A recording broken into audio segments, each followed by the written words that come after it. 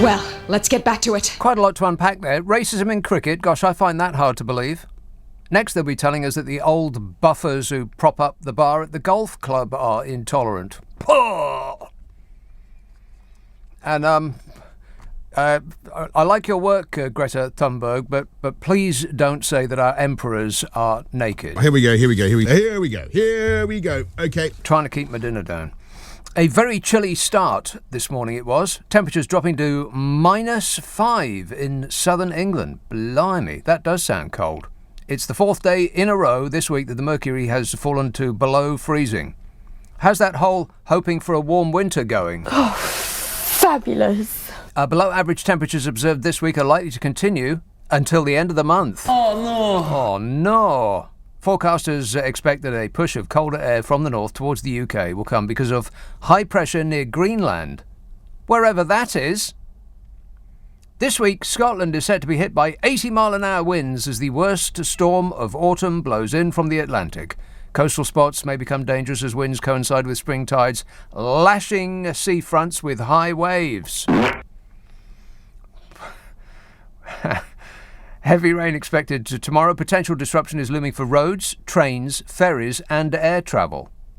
So please find another method of travelling other than roads, trains, ferries or air. In the north and the northeast of Scotland, the Met Office is issuing a weather warning. Warning! In the Met Office, meteorologist Aidan said, another widespread frosty one for the south of England, perhaps South Wales as well, with temperatures in rural spots below freezing. Poor cows. Plenty of fine weather throughout Saturday for the south and the southeast, but winds really pick up later on Saturday. Gales or severe gales for the north and the west parts of Scotland in particular. Rain too, I bet. Checking while you wait. Where's my phone?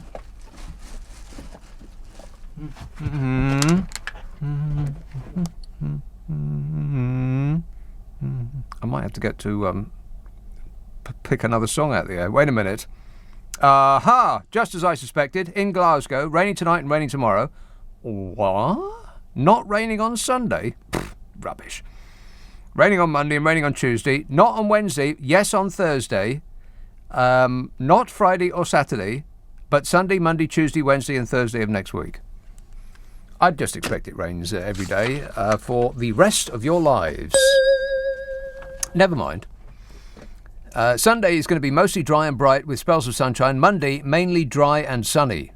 So this is the outlook for Sunday to Tuesday. Sunny spells on Sunday, windy in the north with showers. Rain across the north. Monday, gradually heading south Tuesday. Did that make sense? No. There should have been some punctuation in there, but, what difference does it make? Would you like to hear the forecast for the month of November? No. Next couple of weeks, changeable autumnal conditions at the start of the period with rain across the UK, followed by showers. Rain followed by showers. Oh, fabulous. Wettest in the northwest. Surprise, no? No. In the northwest, wettest. The driest and the brightest in the southeast, then wintry showers from the north. Temperatures around average, although milder interludes more prevalent at first. That's the next couple of weeks. I might come back to that in a minute. Then into the start of December. So like the last week in November, the first week in December. Conditions likely to be less stormy and windy, colder than average, but drier than average. I will go back to the end of the next 2 weeks. Temperatures around average, although milder interludes more prevalent at first. We'll take it. Oh my God, what a week. Blimey. Labour would strengthen restrictions around MPs taking on lobbying jobs in a bid to clean up Westminster, Sir Keir Ora has said. Strengthen restrictions. Does that mean that they won't be able to take any other jobs? No. No. So it's not really terminating the problem then, is it? Negative. Writing in the I newspaper so that only he would see it, Keir Ora, the Labour leader, said he would toughen up rules to prevent MPs from being able to use their influence to profit. Yeah, right. Toughen up rules. What's the point of toughening up rules if no one pays attention to the rules? It would be like toughening up the rules of marriage. It wouldn't make cheating on your wife any less likely if you said, "Till death us do part, and I'm sliced in two if I stray." But you were thinking while you were saying it, "Till death us do part, or someone hotter comes along." Wouldn't make any difference, would it, Bodge? I can't comment on that. Sir Aura wrote, if I were...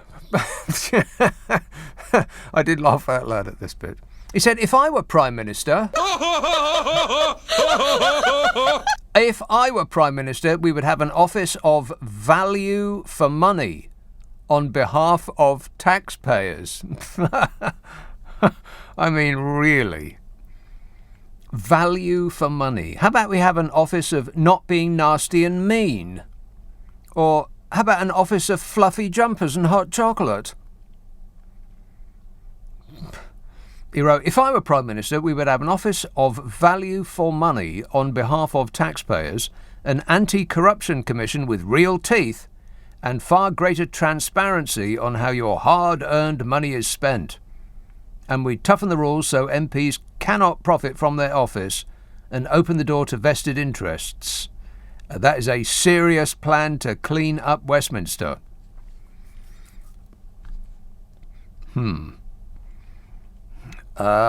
This could mean implementing new rules around what secondary jobs politicians are permitted to do outside of Parliament, which is the wrong answer. The only rules we need is that there shouldn't be any jobs that they are permitted to do outside of Parliament.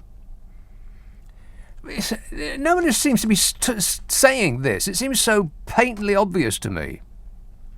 They're saying, oh, well, you can take these extra jobs and, if they pay you £150, £250 a minute in order to do them, just as long as they don't expect anything in return. Right, because that sounds like something from the real world. They shouldn't be allowed to have any other jobs. None. Zero. As in naught. We have been lulled into thinking that you can only act in the interests of 100,000 people, which is about the average per MP. 100,000 people in your constituency and fully engage in the business of running the country and have a whole suite of other jobs that you do as well. That all of that can be done by an individual. I say no. And furthermore... No. Let's break down the numbers, shall we? They get £81,000 a year for doing this part-time job. And it is a part-time job. I mean, the amount of holidays they get... Judith Chalmers never saw so many holidays. £81,000 a year. Plus £23,000 a year paid rent. Plus £4,000 if you live in London. Plus an additional £1,450 if you live in London for some reason. Plus £28,000 a year in office costs. Increased to £38,000 a year because of COVID. Plus £188,000 a year for staff, which could be your other half, or your children, or your youthful and lithe assistants. Plus £18,000 a year because of COVID. Plus £57,000 a year, or £57,000 for something called winding up costs, for when you either don't want to be an MP anymore, or your constituents don't want you to be their MP anymore. Plus £13,500 as compensation when you either leave or get kicked out.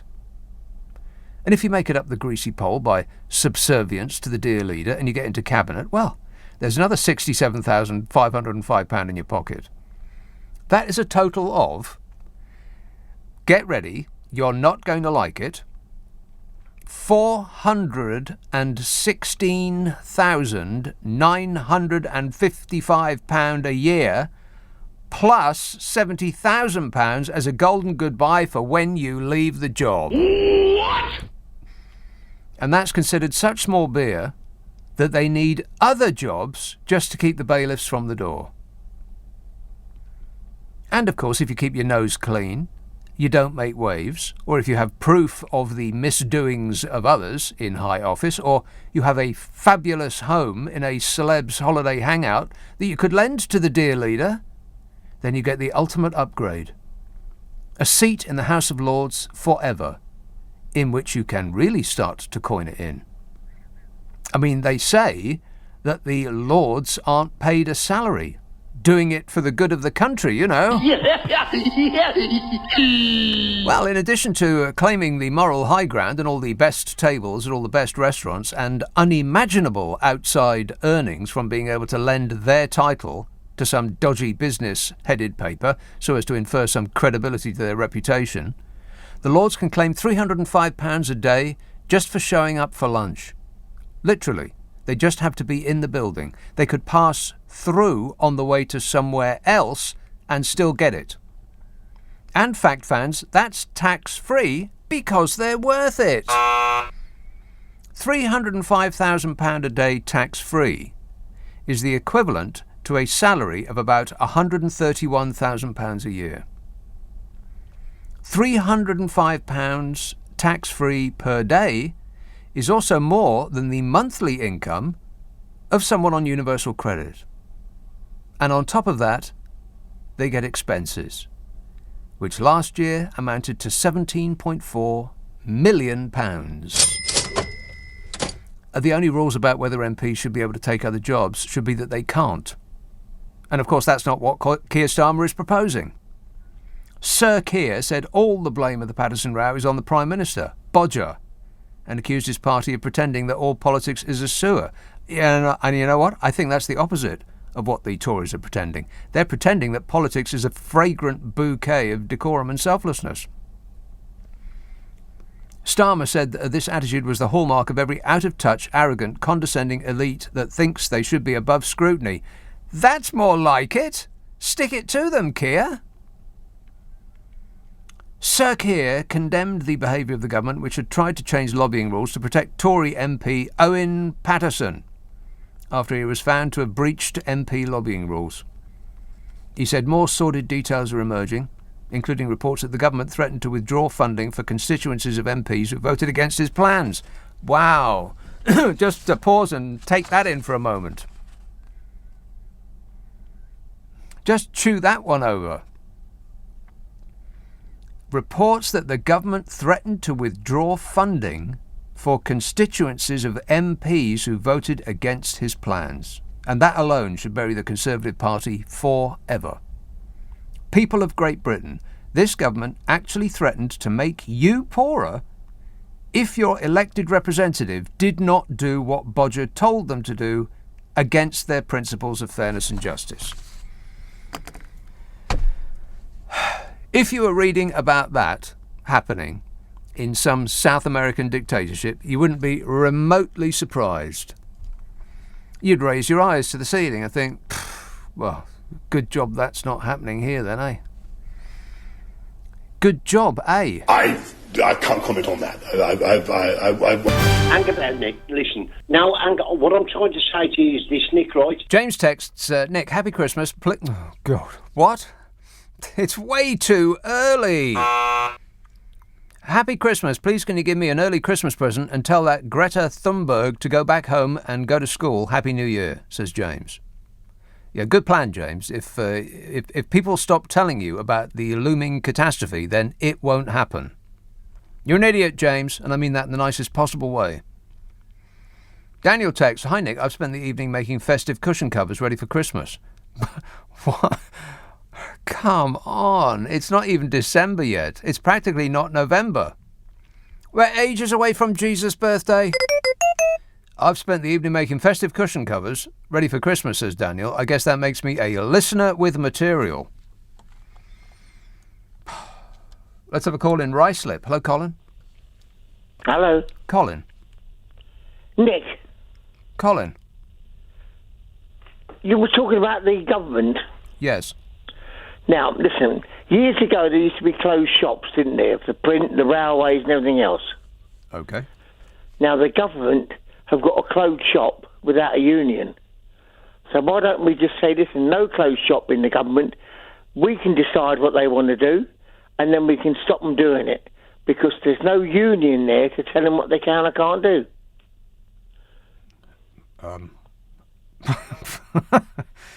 Okay. All right. I'm not sure about that, Colin, but leave it with me and I'll have a full report on your desk first thing in the morning. How does that sound?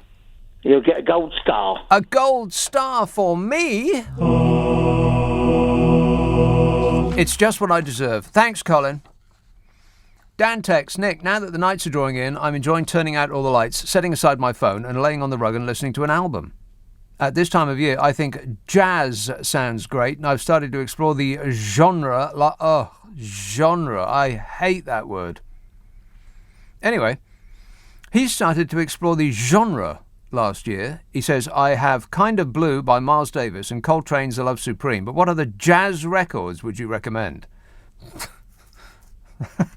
Dan, why don't you just go to a jazz shop and stop bothering me? He wants me to come up with a list. Rock and roll! I won't do it. I'm busy. East Yorkshire. Hello, Mike. Hi, Nick. Yeah, that was a bit of a confusing one, that last call, wasn't it? But, Yeah. Yeah, it's sort of green hypocrisy thing that Boris was up in Glasgow telling everyone that it's 1 minute to midnight to save the earth. And then jumps on a private jet down to London because, according to Kwasi Kwarteng, there were time constraints. Yeah. To get down to a Garrick meal. Yes, there were time constraints because they were about to ring the dinner bell. Yeah. So then the other hypocrisy kicks in that he's been going on that he's helped educate women around the world. And He's then very hands-on in that regard. And then he goes to a men-only club with Lord Moore to have his fancy pheasant dinner. Yeah. With the organisation that he describes as his real boss, the Daily Telegraph. Absolutely. But that's according to Dominic Cummings, and we find ourselves in a pretty alarming place when Dominic Cummings is more believable than any minister in this government. Absolutely. Cummings got it absolutely right, that everything he'll throw anyone under the bus to save himself. Completely. Cummings is becoming more believable than before. But the other thing that I wanted to... Well, one other thing I wanted to mention was, you know, this Patterson guy, Owen Patterson, that's caused a bit of a fuss this week. Did you realise that him and Ian, middle name Smith, got a private hearing with Trump? No civil servants there, no minutes taken or anything else. They flew over to New York, met Trump, and came back again. What? Who do they think they are? Vladimir Putin? But what's all that about? Why doesn't the British public get some sort of feedback on what our wonderful leaders are doing, going over and meeting Trump, coming back, no minutes? There seems to be a thread of this pretty much wherever you look. It's like a seam of unaccountability in government. I mean, what kind of organisation outside of a drug dealer uses burner phones to conduct business? I mean, come on, people. Absolutely. I mean, if the trust hadn't gone before, we've got to get really, really aware of this, and the British public have got to start getting a handle on who's doing what and who's doing what with who and why. Who's doing what with who? Disgusting. Nobody needs to know that. I mean, nothing to do with £25,000 a week, mansions in Spain. Nothing to do with lordships. I mean, Boris Johnson has said, no, I don't need to declare that because I'm a personal friend. Yeah. But a personal friend's fine, but if you give somebody a lordship for life, then it is political, and it's political for life.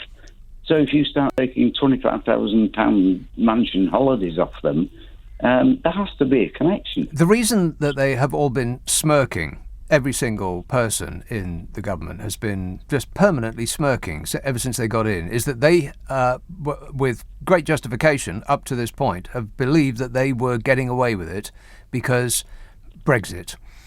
Everything that they visited upon this country was excusable because they had created a cult army who would excuse anything as long as it was performed by the people that represented Brexit to them. Brexit represents hope and a better life, more money, that sort of thing. Everything that was promised. Of course, all of that's completely unravelled, and even Stevie Wonder can see that none of those things have become or will become true. So what they're left with now is faith and hope. And it's very, very hard to chip away at faith and hope. I mean, look at religionists. There's absolutely no evidence of any kind for any religion on earth, and yet you cannot chip away at the faith of the people who believe. And what he's created around him is a cult. And the people who support him will not deviate from that support, because it would mean, A, too much loss of face to admit that you've been had, and B, a loss of hope that their lives are going to get better as advertised. And they've been riding on that ever since they got in, smirking away, knowing that they're just getting away with absolutely everything that they've perpetrated on this country since the election, until now. Until the Daily Mail, what was the paper what won it this week. All other considerations are secondary. It's the Daily Mail's front page that visited this ruination on him and his own. Absolutely, yeah. You're bringing Brexit into it's absolutely right. He defended Cummings on the basis of Brexit. He defended everyone else in the cabinet on the basis of Brexit. But the Owen Paterson thing isn't about Brexit. Yeah. And therefore the public have realised, no, we're not having this. This is unjust. I'm not sure that they have. I think a certain section of the public who didn't support him in the first place have realised that, but then they were never under any illusion that this was anything other than a smash and grab raid of a government. I think his fans are still there, and that is evidenced with his support, which hasn't really collapsed at all. It should be at zero, knowing everything that has gone on up to this point. But it's still at a point at which he would win again if we went to the polls tomorrow. Amazing, and it's the B word. But anyway. Stop saying absolutely. Absolutely. Thanks, Mike. 0345 6060 973. Text 84850. Email nicka@lbc.co.uk. And if you're on Twitter, it's @LBC. Absolutely. It's 10:30 on LBC. The news headlines with Zora Sullivan. I think he's portraying a quite stupefying ignorance. Michelle texts, "Hi Nick, war with France. I am French and alarmed, but not armed. Crazy times indeed." Yes, oui, Michelle. Chris says, Nick, would an MP be allowed a second job in the NHS as a GP, etc.? No. How can you be a GP and an MP? How can you have the time to do both? How can you have the time to be an MP and do anything else? You have your constituents, for a start, their best interests, which are many and various, a whole rainbow of interests that you've got to get your head around. There's no end of things. And then actually being a part of an organisation that runs the blooming country. You can do that and a second job? I don't think so. Are we not paying them enough? Of course we are. Did you not hear what the addition that I did at the beginning of the show? It's north of £400,000 a year, if you add it all up. £400,000 a year each. £400,000 a year each.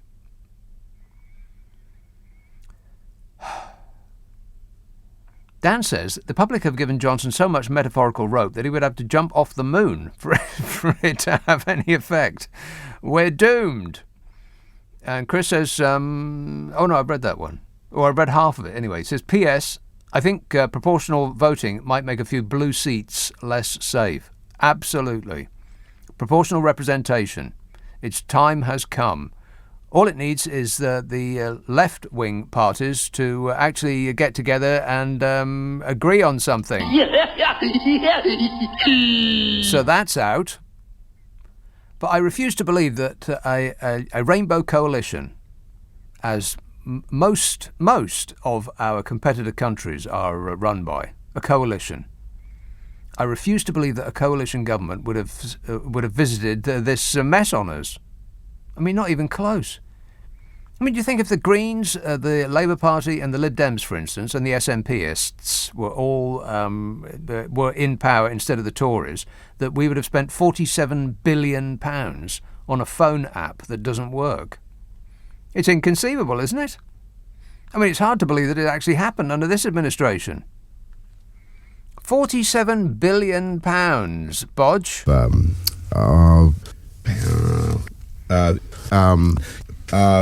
Yeah, you don't have to think about it. I've done the maths already. £47 billion. And you just sort of you toss that number off as though it's meaningless. It's a number that is so large that it just becomes meaningless. So I'll do the seconds thing again. 1 million seconds is 12 days. 1 million. That's a lot of seconds to make up 12 days. 1 million. 1 billion seconds, 31 years. That fair sits you down, don't it? 1 million seconds is 12 days. 1 billion seconds is 31 years. And we spent 47 billion on a phone app that doesn't work. So in terms of seconds, if 1 billion is 31 years, multiply 31 by 47, in terms of seconds, we have, on a phone app that doesn't work, spent 1,457 years. If £1 equals 1 second. 1,457 years. And it just disappeared. No one has any idea where it went. It's like Theresa May's magic money tree in reverse. How can you spend £47 billion on anything, never mind about something that doesn't work? It's almost half the budget of the NHS per year. £47 billion. It's impossible, but somehow they found a way. How did you do it, Bodge? No idea. And now this. I mean, it really is. It is like a banana republic, isn't it? It's just like a third world comedy country we're in now. And it's only taken him 2 short years to bring us down to this level. If your MP voted for some sort of accountability and check on this government, then this government threatened to make you poorer and remove the vital services that you rely on so as to punish the MP, to make the MP less popular in your eyes. I mean, just suck on that pastille for a while. But don't take my word for it. Keir Starmer wrote, reflect on that for a second. If you've got a Tory MP and they want to take a stand against corruption, Boris Johnson will respond by taking money from your local school, your local hospital, and your local high street. And you know what that sounds like? Exactly what Donald Trump would do. Donald Trump is not a nice person. Everything this government seems to do has the ring of, what would Donald Trump do about it? Oh, shut up! Keir Starmer said the British public could forgive mistakes, but not lies, and called on Boris Johnson to apologise to voters. Yeah, right. That's what he'll do. He said failure to apologise will lead to one obvious conclusion, that Boris Johnson truly believes there should be one rule for him and his friends and another for the rest of us. Well, here is the news. Bodger has always thought that there is no rule for him and all the rules for everyone else. He's always thought that. And I can prove it. There's this famous letter that was sent to Boris Johnson's dad during Bodger's time at Eton. And it explains a lot. Martin Hammond, who was Johnson's housemaster at Eton, wrote, this is when he was there, same hairstyle, same, untucked act. He wrote, Boris really has adopted a disgracefully cavalier attitude to his classical studies. Boris sometimes seems affronted when criticised for what amounts to a gross failure of responsibility, and surprised at the same time that he was not appointed captain of the school for next half. I think he honestly believes that it is churlish of us not to regard him as an exception, one who should be free of the network of obligations which bind everyone else.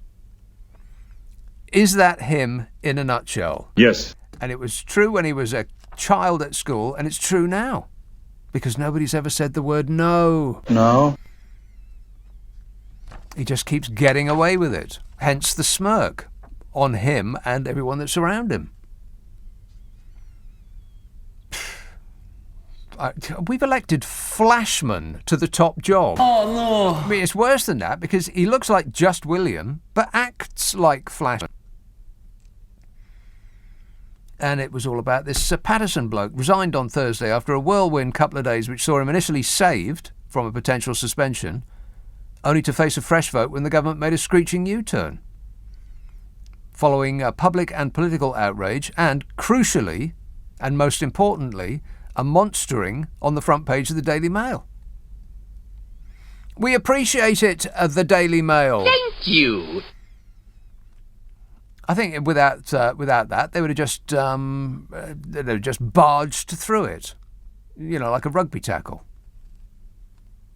Just heads down and just charge forwards, and we'll get distracted by, a dinghy. Push them back out to sea, let them drown. So the government had originally supported an amendment put down by the former Leader of the Commons, Dame Andrea Leadsom. You know Dame Andrea Leadsom, don't you? Boo! Yes, that's her. The amendment would have The amendment would have prevented Patterson's immediate suspension by launching a review of the entire disciplinary system.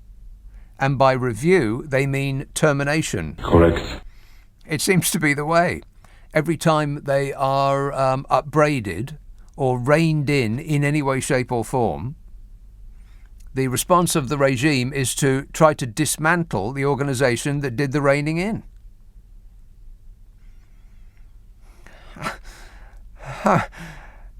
Is this Great Britain anymore? Have I lapsed into a coma and this is a dream? God, wouldn't it be marvellous if we could just snap awake from this? And that was the plan. Instead of abiding by the rules, the answer is to get rid of the rules. And the plan was backed by almost 250 Tory MPs. 250 Tory MPs thought it was such a wizard scheme to essentially make anything they did legal that they could not wait to vote it through. And by Thursday morning, the government was forced into yet another U-turn. They U-turn so much, I'm surprised they haven't screwed themselves into the ground. And they scrapped these plans. Well, let's say not scrapped. Let's say paused. If this doesn't come back in some other form that they'll dress up as being what the British people want, being good for Britain, I'll be amazed. This is going to come back. I betcha. They'll just call it something else. And they'll stick a flag on it. Oh, God, it's also wearily predictable.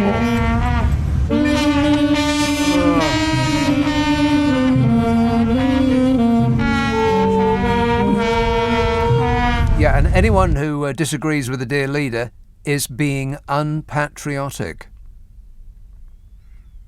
And Patterson, who a day earlier said he had been vindicated and wouldn't hesitate to take money for consultancy work again, yeah, I bet. He announced that he was resigning as an MP. Bye-bye. We'll see if we can do without you. What a way to run a country, eh? Dreadful. 0345 6060 973. Text 84850. Email nicka@lbc.co.uk. And if you're on Twitter, it's @LBC. Friday, Saturday, Sunday night at 10. Nick Abbott, LBC. You're better informed than I am. I don't know anything. Joanne says, just think of all the time, money and effort Parliament have spent on the Owen Patterson debacle. Could it not have been better spent on, say, including but not limited to, feeding hungry children, bridging the equality gap and funding the NHS? No, Joanne, that's not what the British people want. Apparently. So it has been drummed into us. What the British people want is whatever Priti Patel says next, apparently. Andrew emails, "Hi Nick, I can't help but thinking that holding COP26 in Glasgow may have been a bad idea. Surely world leaders will take a courteous glance around and ask themselves, is this really worth saving?" Wow. I guess you live in Edinburgh, Andrew. Of course Glasgow is worth the saving. Glasgow is a magnificent city, which I love a lot. Architecturally, one of the best looking cities in the land. I mean, of course, Edinburgh's no slouch in that regard, but never mind. By the way, I mean, talking about Bodger, did he actually sit next to Sir David Attenborough without a bloomin' mask on? He's the only one in the... I'm looking at a picture of him right now. He looks like he's fallen asleep. He's paying so much attention. He just can't wait to get out of there. Go to the garret and sit with his ilk. He's sitting there right next to David Attenborough. An actual real-life national treasure, and he's not wearing a mask. He's the only person in this entire picture who's not got a mask on. Bodger Johnson. What an absolute shower. 0345 6060 973. Wrexham. Hello, Taff. Good evening. Taff. Boris's next big plan, I'm just hoping to all the heavens that be that I am already too old to take part in his inaugural Hunger Games. Right. There's going to be some sort of distraction thrown our way. I'm amazed it hasn't arrived yet, but they must be putting their heads together thinking of something to take our minds off the smash and grab raid that we've elected as a government. Well, if I would give any advice to anybody now, please, nobody practice with a bow and arrow. You'll be in there. Yeah. Keep all your weaponry in a locked case. Exactly right. All right, thanks a lot, Taff. Forthcoming attractions. Yeah, I don't doubt it. There's going to be something, and I'm amazed that it hasn't happened already. So it'll be next week. Some major announcement, some big thing. It might be, I don't know, something on crime and punishment. We're going to bring back hanging for, I don't know, like just random hangings. That's what that's what the British people want. Or we'll buy a new, God, I don't know, yacht or a new battleship or a new fleet of drones to take out people who double park. Or it'll be something this week, I betcha. They won't let this stink hang in the air. They'll have to do something to take our minds off, because that's what they do. Don't fix the problem. Fix the problem of the public thinking about it. This says, did the PM try to throw his MPs under the bus this week? Well, due to a shortage of bus... Yeah, no, because of a shortage of bus drivers. By the way, says this text, what did Melania think of Prince Charles' speech at COP26? I don't care. She's actually not that bothered.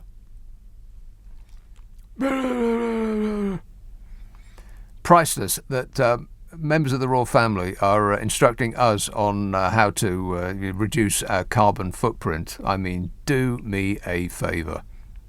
There is not another family in the world that has a bigger carbon footprint than our royal family. They must be the most wasteful collection of people that have ever existed. I mean, shall I read you the list of their various palaces, castles, manors, estates, cottages, houses, lodges, and all the rest of it? I don't think I've got time now, because I've only got 2 hours, 5 minutes to go. And when they say house, it looks, and you see a picture of their house, it looks like a palace. I mean, if it's got 100 bedrooms, it's not a house. Do me a favour. And they're all incredibly old, probably single glazed, drafty as a field, And all of them are heated, cleaned, polished, rubbed and secured to their Majesty's precise specifications, whether they go there or not. And we're the ones that are going to have to cut back. Yeah, righto, Chaz. I'll do that straight away. Ricky tweets, "Hey, Ricky, you're so fine. You blow my mind here, Ricky. Talk now that Bodger is going to send his mate Patterson to the Lords." Yeah, well, I bet that's coming as well. How much more does this man think we're willing to take? Ricky, an unlimited amount, because all of the evidence would back up that assertion. Enough people will let him do anything as long as Brexit.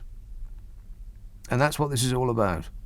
That informs his support. I mean, it can't be anything else. I mean, it can't be because of his stellar record in governance. I mean, come on.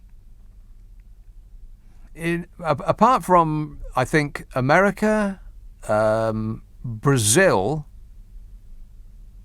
yeah, just those two countries. I think we have the worst death rate and the worst economic hit of any country on earth. Little old us. He's done wonders. I mean, nobody could possibly have imagined that he would have been able to visit this catastrophe on us. To the point now that, this attitude that they have of, if something bad becomes known about us, don't fix the bad thing, fix the way in which that bad thing became known. Just plug the gap. Don't fix the problem, fix how people got to know about the problem. And it's the same with fishing, and it's the same with Brexit in total. I'll come to that in a while. It's just absolutely amazing. And nothing surprises you anymore about this government because they keep doing the same thing over and over again. And they just keep getting away with it over and over again. For like several reasons, all of which have to do with him, which is one of the reasons that the Tory party are going to be disinclined to defenestrate him, chuck him out the window. It's because the public look at him and buy his act, or 40% of the public do. They think, oh, he's doing his best. Like he's a naughty, scruffy little schoolboy who's been asked to clean his room and hasn't been able to do it. Oh, his toys are still all over the floor, but he did his best. Nobody else can do that. It's like we've been hypnotised. Wake up, sheeple. It's later than you think. Oh. It is actually painful. When will this ever end? 0345 6060 973. You can text 84850. Email nicka@lbc.co.uk. And if you're on Twitter, it's @LBC. Oh, let me remind you that I do a podcast with Carol McGiffin. Oh, right, yeah. Which is a right laugh. Oh, right, yeah. And it comes out on Mondays. It's called What's Your Problem with Nick and Carol. If you have an hour and you wish to be amused, take your mind off everything, then I think it'll be right up your street. The most recent one to go up has some really alarming, potentially not suitable for family listening material in it, for which I apologise. But it's mostly Carol, not me. Ask for it by name on an internet near you. What's your problem with Nick and Carol? And prepare for complete satisfaction. Complete satisfaction is not guaranteed.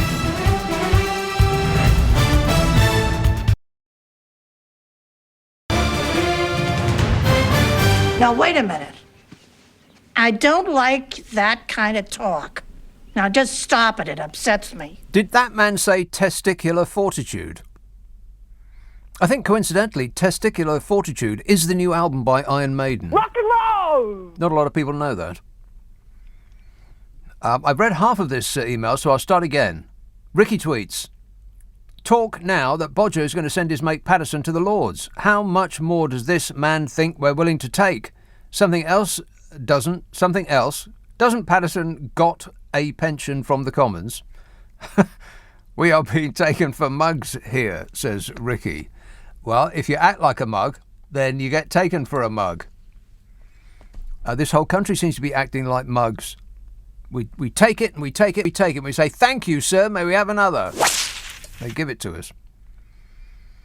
MPs get a pension. It's something like a 50th of their final salary per year worked, in inverted commas. Something like that. But yeah, he'll be all right. I mean, he's paid something, wasn't it, like £100,000 a year?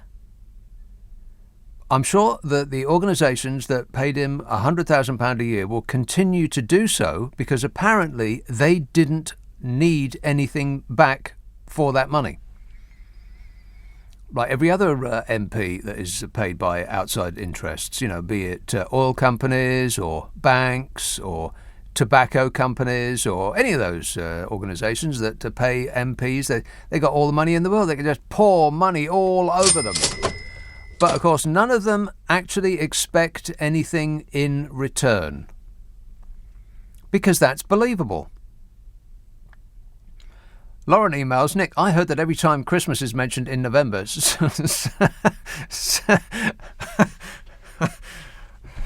You're not going to like this, kids. You want to put your fingers in your ears and hum, just for a couple of seconds. Lauren says, I heard that every time Christmas is mentioned in November, Santa shoots an elf. I really hope that's true, says Lauren. Well, we do have an elf overpopulation problem. They need thinning out. That's quite right. Here is Brighton. Hello, John. Hello, Nick. Yeah, there is no end to this chaos. Nope. And regarding the royal family and COP, they're doing their best. Yes, sure they are. Yeah, and yes, and another thing you said. Yes, I think there needs to be a big announcement next week to create a good smokescreen for all this. I just wonder what it's going to be and who's going to be suffering for it. Yeah. He'll come up with some levelling up agenda, levelling up policy, sure. blow some money. No. It's going to have to be much more than that. It's going to be a ramping up of hostilities with France. Yeah, okay. Send the gunboats over. Yeah, exactly. Yeah, but regarding this Owen Patterson thing, it's incredible how, what's happened, how quickly this has blown up. Because I'm sure you weren't talking anything about this last week, were you? No, not a word. And I'm not even sure what's going on. I've got a little bit of an idea, but it's so quickly it's blown up, and how Bodger has thrown his MPs under the bus, forcing them to vote for this. I think he's actually turfed some of them out of one of them out of a ministerial position. Well, the threat was, if you don't vote for what we're telling you to vote for, which goes against every principle and an honest thought of any of the people that are actually in his party, assuming that they actually have principles and honest thoughts, then they were going to get sacked. Yeah. But then he's resigned the next. Well, I think the government made the U-turn the next day, some sort of U-turn when when they realised it was backfiring or something. When they read the front page of the Daily Mail, that's when it changed. Really quickly. Yeah, because they were expecting full support, as they have always relied on in the past. But wow, the front page of the Daily Mail this week, that was a keeper. I'm going to frame that. Yeah, but. Obviously, a lot of these MPs have been made to look like stooges and fools. That's because they're stooges and fools. Yeah. But I wondered whether you thought some of these MPs might turn on Bodger now. If they they finally might do. If they had a reasonable alternative, then they would. Yeah. I mean, the Conservative Party has a history of chucking people out the moment they become a liability.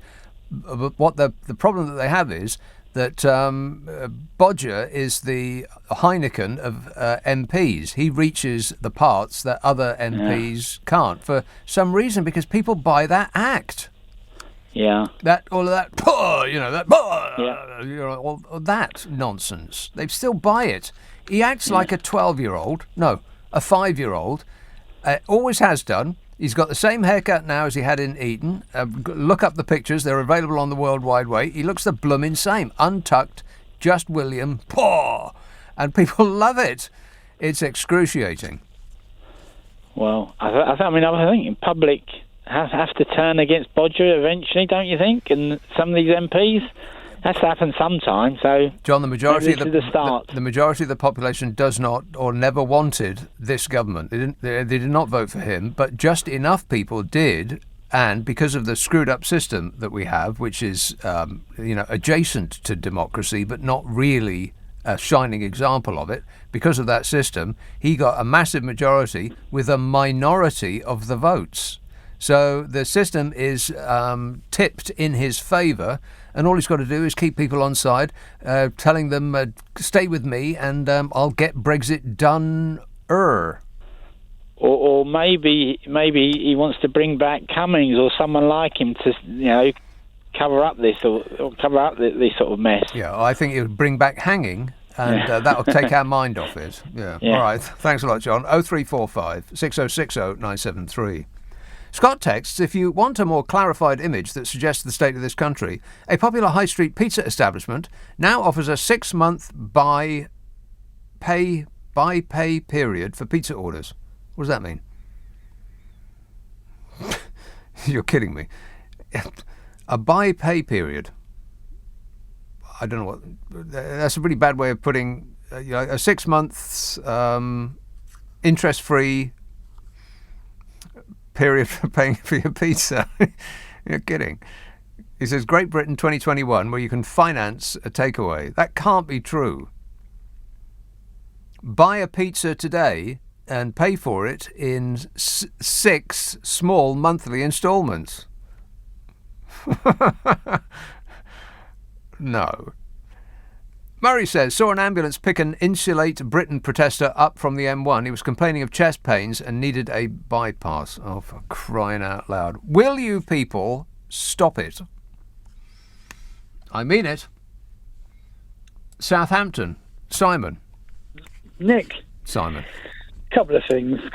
I was listening to your Sunday show, and when that, I don't know whether you remember, but the last caller that called in, the words she used were, he's doing his best. Yes. If you remember. Oh, yeah. My jaw hit the floor, and I actually made a vocal an exclamation. Yes. Oh, my God. Mm-hmm. And there you go. We are. Well, I flipped my trouble. lid. I almost lost it for a little bit there. Yeah. I just don't know what will wake these people up. But I've got an idea, right? So let's just assume that I'm in charge of everything. Yes. At the moment, like a god, and I've come up with the answer to the problem. But I want you to pick holes in it if you can, right? Go ahead. So I think part of our problem is that we have safe seats. Yes. Now, I personally do not believe for 1 minute that, all right, maybe not everybody, but the majority of people in this country vote for their MP. I think they vote for a Prime Minister. Correct. Which, again, is how we end up in this problem. Yes. So I would like to see a system whereby, like normal, when there's an election, you would go and put your cross in a box for the party or Prime Minister or whatever that you would choose. But then I would like to see the party that wins that seat then have to have a secondary election whereby 4 or 5 candidates from that party are then voted for. So, therefore, it would stop, in theory, people like your Desmond Swains and like that, your Bill Cashes and people like that, from constantly getting re-elected and making a comfortable career, which obviously then incentivises them to back people like Johnson, because they're not concerned about the people that they're working for. They're concerned about themselves. Yeah, some individuals, if they are members for certain areas of the country, have got a job for life. You're better informed than I am. I don't know anything. Like that bloke, for instance. And can you think of a single person in their right mind that would vote for that man to represent them? Because I can't. No, me either. But they don't, though. They vote for Bodger because, as we have previously established, he's doing his best. Exactly. And it's as if the MP for the constituency, that's just, well, I don't even know his name, that's just part of it. Well, exactly. Here's an idea. Don't put the party next to the person's name. If you're going to vote, you have to know the name of the person that you're going to vote for. You don't get any help, no clues or anything like that. Well, I think the top hat and a monocle will be clue enough in this instance, wouldn't it? But you know, if you had the opportunity to vote for 4 or 5 different people, there's then no guarantee. At least they've then got something to fight for, and there's no guarantee that one person would. I mean, look at Dennis Skinner. Now, I like Dennis Skinner. Don't get me wrong, right? But that little old guy, I'm sure that where he used to sit is an indentation. Yeah. you know, and you know, like I say, it's not a party political thing, because if I was to sway one way or the other, he would be more the way that I sway. But you know, in order to get fairness for everybody, this system needs to end. And it needs to end quickly. We need proportional representation, because the majority of the people in this country are not having their views attended to. It's a vociferous minority that get their way. In other words, whoever shouts the loudest. Oh, it's just, I can't bear it. It's getting beyond a joke. Oh, my God. It actually makes me feel down, physically and mentally down, when I see what's going on. Yeah, Simon, cheer up, mate. It might never have. Oh, no, that's right. It already has. Thanks, Simon. I've got to go. 0345 6060 973. Friday, Saturday, Sunday night at 10. Nick Abbot, LBC. Listen to him. He knows everything. Ein texts, not Rand, surely. Ein texts. Dear Nick, if only Gavin Williamson was still around. I miss him. I miss him too. But not very much.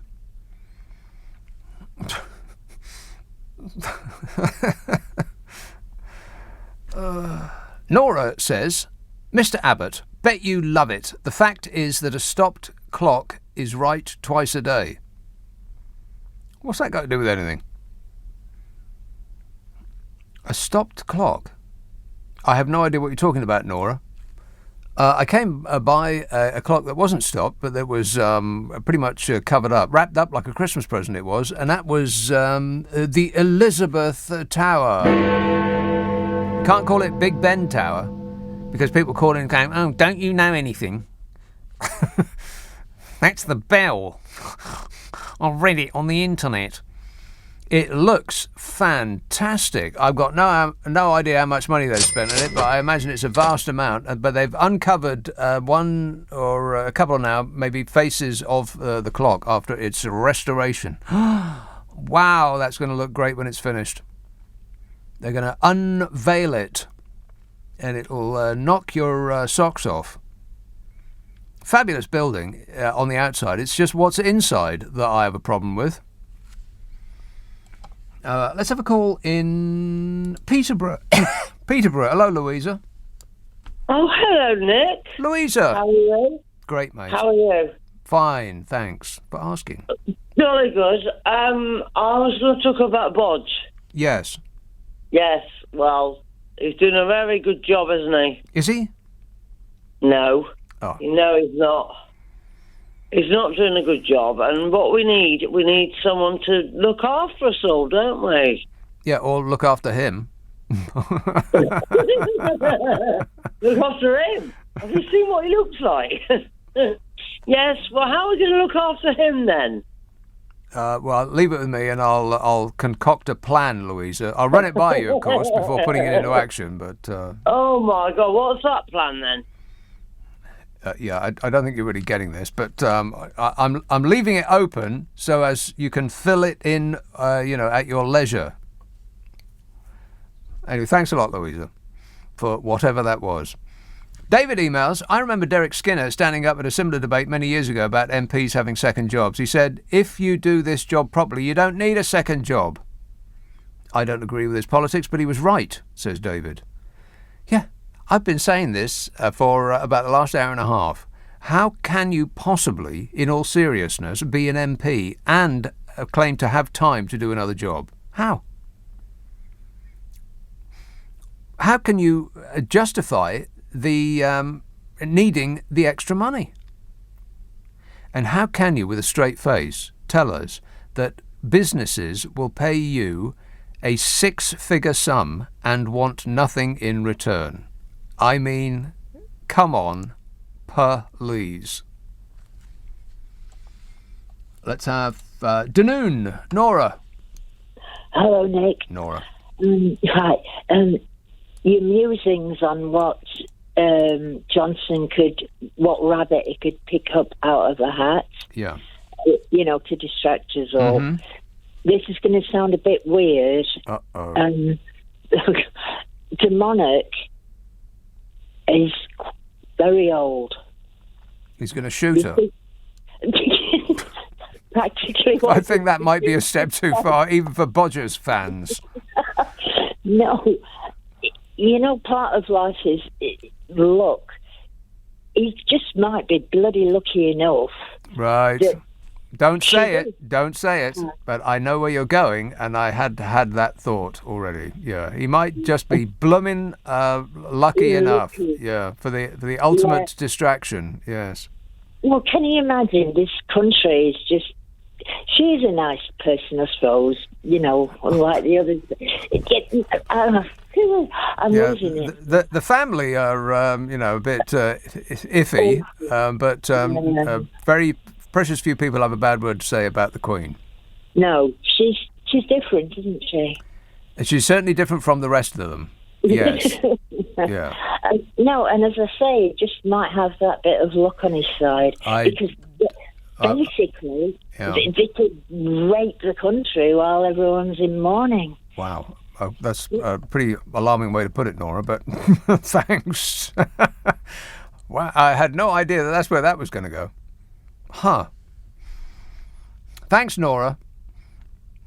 Pauline emails, Hi, Nick, I'm so sick of the doom goblin greeter and the bored kids that follow her. Why don't they go and watch Top of the Pops? Says Pauline. There is a large number of people who think that if people would just stop telling us about climate change, then it won't happen. You know, like that's a possibility. Can you please stop telling us that our life is out of balance, and then it will become balanced? Here goes the thinking. Stop telling us that we're getting it all wrong, and we will, by extension, have got it all right. I saw a film last night called The Age of Stupid with that bloke with the craggy face who's in the dinosaur movie. Pete Postlethwaite. What an excellent name that is. Pete Postlethwaite. He was narrating this film, which is just like a series of clips. I think it was done about 10 years ago. A series of clips on the subject of climate change and what it will visit upon humankind.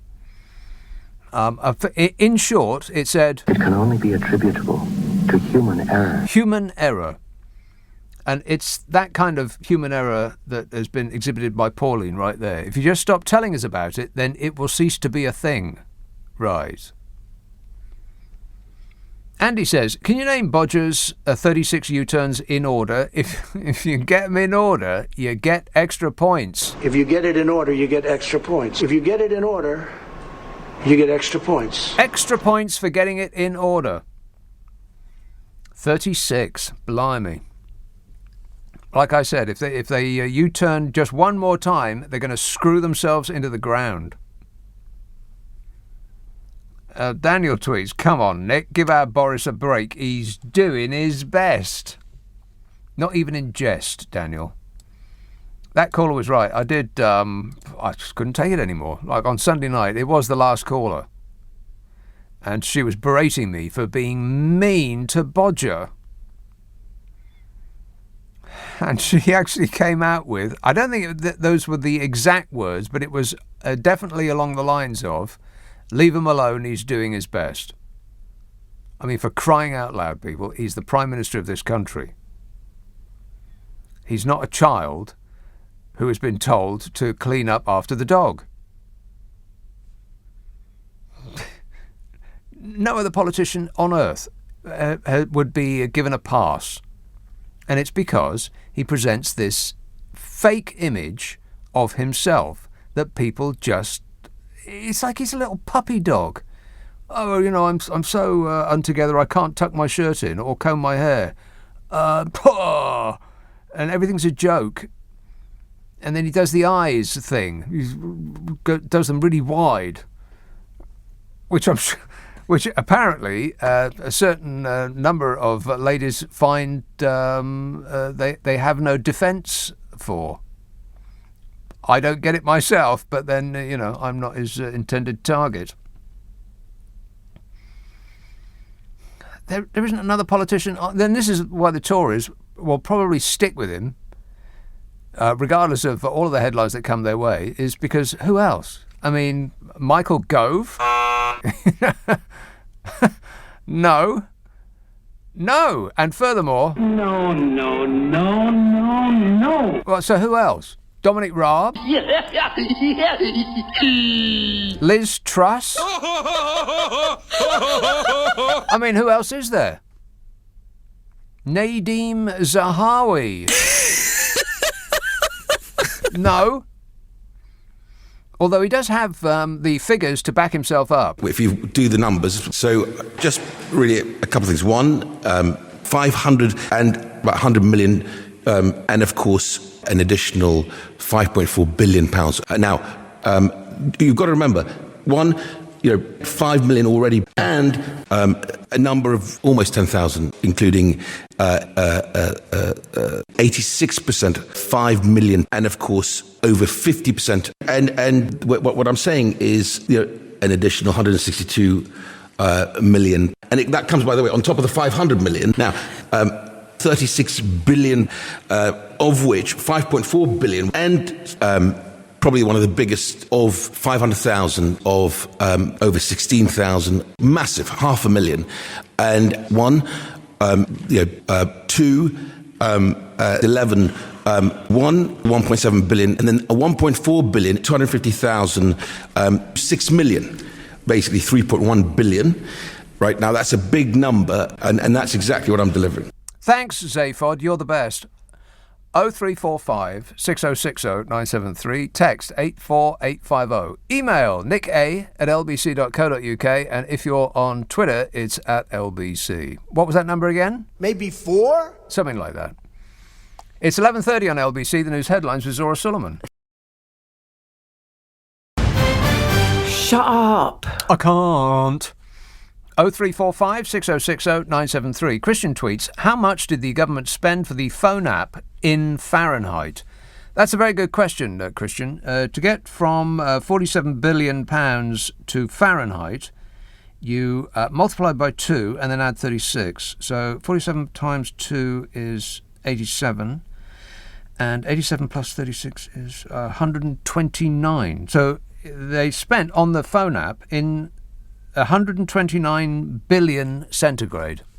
Can you believe that? No. Lee texts, I was hoping that the John Lewis Jesus birthday advert, well, Jesus birthday, right, that we would see Priti Patel take into her home some immigrants from a dinghy on the channel. What are the chances? I would say 0. A 0.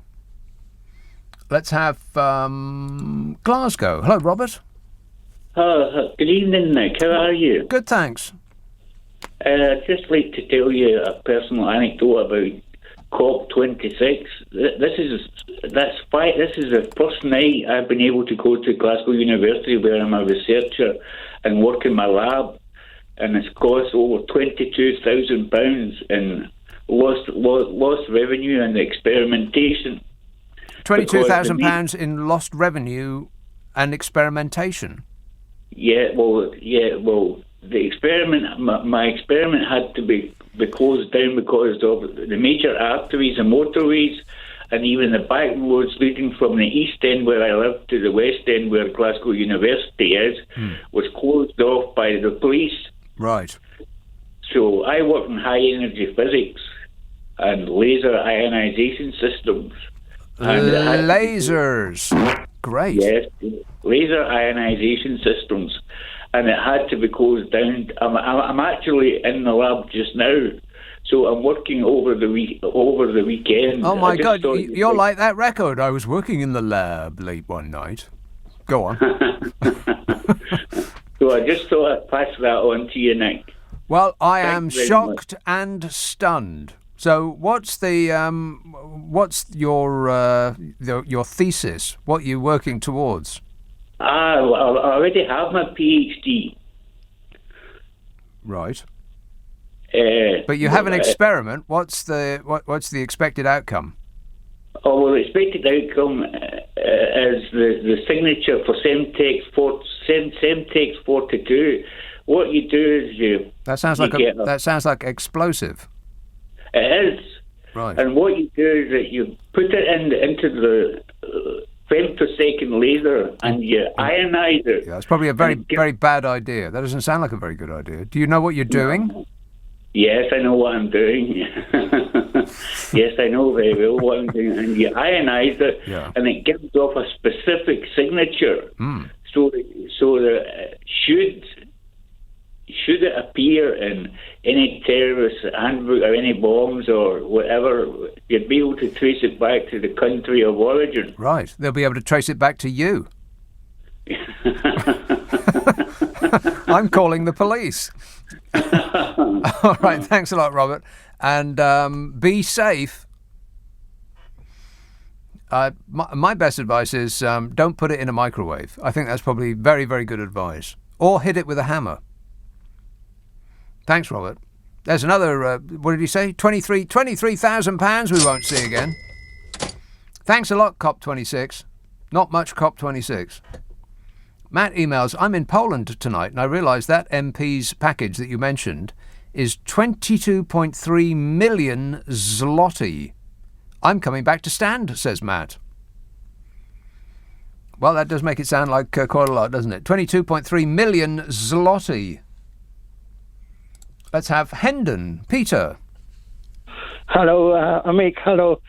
I've got to be very careful how I ask you this question, but you've got to be a great admirer of the person that chooses the cabinet of today, or the person or the people that choose the cabinet today, because at least one person in the cabinet draws more support into the Tory party than Boris himself. Who's that then? I can't tell you, sir, because I don't want to appear to be racist. Okay. All right, well, then don't. Thanks, Peter. Doesn't want to appear racist and didn't, by dint of not saying what was on his mind. It's still a Brexit thing. It has to be. It's the only reason it can only be Brexit. That is the reason that he's still in a position to win the next general election. That and the screwed up system that we have of so-called democracy in this country, which isn't really democratic because it ignores the will of most of the people. Most of the people have voted against the Conservative Party every year since the Second World War, and yet they have been in charge for 2/3 of the time since the Second World War. That doesn't really sound very democratic, does it? It sounds like whoever shouts the loudest. It sounds like it's a screwed up system. But apparently we're stuck with it because the people that would be able to change the system are those that are benefiting from it. So nothing will happen. And the opposition seem like caught in the headlights. They just seem to be unwilling to upset anyone. to do anything. It's not, you know, I half suspect that Labour don't want to run the country. That they prefer being in opposition because it, you know, is no kind of job. No pressure. You don't really have to do much. You don't have to, you know, suffer the indignity of being interviewed every day, having to push somebody out to, you know, recite what they'd learned before the cameras started rolling. You can just sit and snipe from the sidelines. I suspect that that's quite an attractive proposition. The Conservative Party, on the other hand, will do anything at all to grip onto power. And that's the difference between the left and the right. The left will form a, as I've said many times, will form a circular firing squad and shoot themselves in a purity contest. The right wing will then step nimbly over them and take the reins of power. And then man the battlements in order to maintain that grip.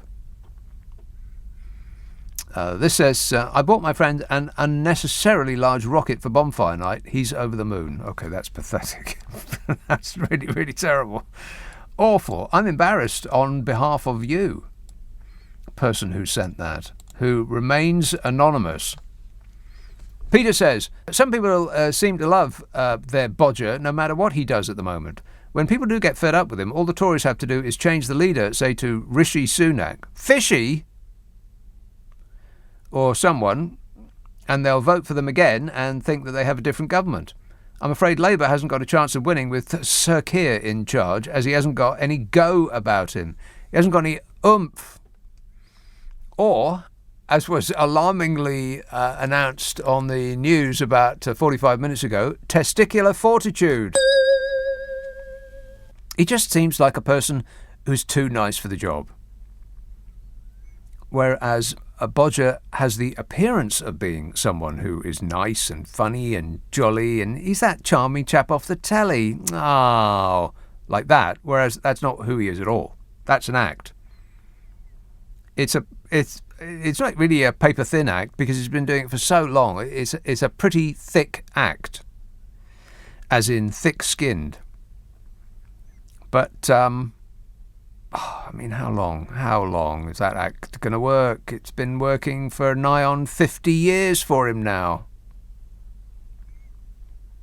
DC says, if all our MPs get their lies in order, do they get extra points? I'm not playing that one again. Dancing me around like a marionette. Southwest France. James. Hi. James. Hi. I think you've got to be a bit more positive, Nick, about Bodger. Right. Because he talks about levelling up. Well, it's going to happen, isn't it, with global warming? Because when these polar ice caps all melt and the sea levels rise, places like Mustique with the fancy villas of his mates and all that, and the Cayman Islands where they've stashed all their hard-earned cash, as it were, they're all going to sink below the surface, and all those ill-gotten gains will go with them. Yeah, so everywhere will be levelled up just as promised. I very much doubt it. The money stashed in British tax avoidance rackets, islands in the middle of nowhere, it's not actual real-life cash. It's just numbers on a screen. So they'll be just fine. When the waters rise, when the waters rise, they will. They'll be on the poop deck, and the rest of us will be bobbing around on the ocean wave. All right, thanks a lot, James. Hey, what's the weather like in the southwest of France at the moment? It is cold. Good. Well, I'm glad to hear it. It is cold, just like the UK. Right, yeah, excellent news. Thanks a lot, James. I definitely thought he was going to say something else there, but cold. Very good news. Why should we be the only ones to suffer? 0345 6060 973, text 84850, email nica@lbc.co.uk, and if you're on Twitter, it's @LBC. Is that clear? No. Friday, Saturday, Sunday night at 10. Nick Abbot, LBC. I really like you. Do you like me? Yeah, sure, why not? Cully texts, hi Nick, can we rename Johnson Mr. U-Turn? Perhaps he can do a U-turn to the day before he became our Prime Minister. Yeah, good one. And Jackie says, hi Nick, how come men-only clubs are still allowed? That's a good question. I mean, it's 2021. I think you'll find that is correct. And there's still men-only clubs. What's that about? I mean, this preposterous place that Bodger took a private plane from a climate change conference to go and have dinner in. This is why they're smirking all the time. It's because they know that whatever preposterous behaviour they exhibit, they continue to get away with it because their fans will support them regardless of what they do because Brexit. Because of this better life that they've been promised. And so if the fans admit that they're wrong about one thing, then it opens the possibility that the government, Bodger, is wrong about Brexit. And so they will, there's this force field that they put up around themselves that no information will penetrate. Doesn't matter what they do, they're going to be supporting them because of this promise that their life is going to get better. And if they give up that promise, then it's a loss of hope. It's a very powerful thing. It's like they've got the Stockholm syndrome, kind of. It doesn't matter how much punishment they deal out, they will continue to take it. But men-only clubs, that's what he went down to. The Garrick, apparently, still men only. I thought that was against the law. But I suppose this is a private organisation. They can do what they blooming well like. Amazing. I mean, apart from anything else, why would you want to be a member of a men-only club? You sit there in your leather wing-back chair. So, these fusty old geezers with a whiskey in one hand and a rolled copy of the Daily Telegraph in the other, fulminating about, the missus inside. What kind of emotionally stunted schoolboy would want to be the member of a men-only club? Just asking. Sam text, Nick, stop whining. It's clearly Jeremy Corbyn's fault. Yeah. Yep, no doubt. No doubt Jeremy Corbyn's fault. And you know what? I've been thinking, what is the government going to do in order to take our mind off this?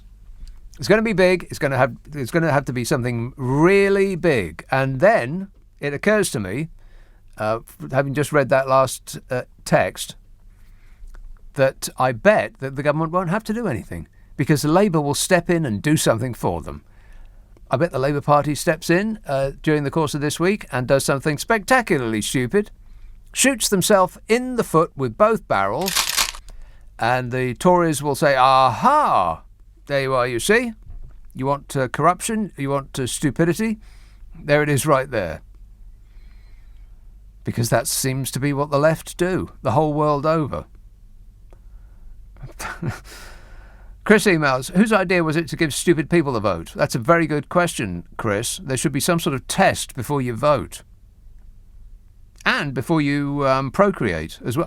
That's not a controversial thing to say, is it? No. Didn't think so.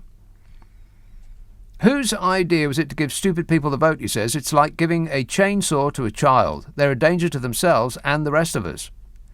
Can we hide polling booths in Waitrose so the stupids can't find them? Wow, that really was offensive. Thanks, Chris. I mean, at some point you have to admit that giving everybody the vote's not a very good idea. Maybe I should be the one to decide. That's a much better idea.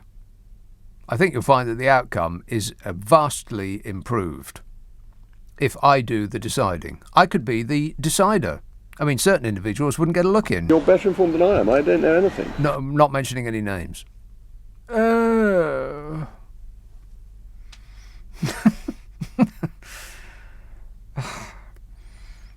He does look like a cocktail stick, doesn't he? Like if you stuck an olive over his feet, you could pop him in a martini. He's like a Third Reich swizzle stick.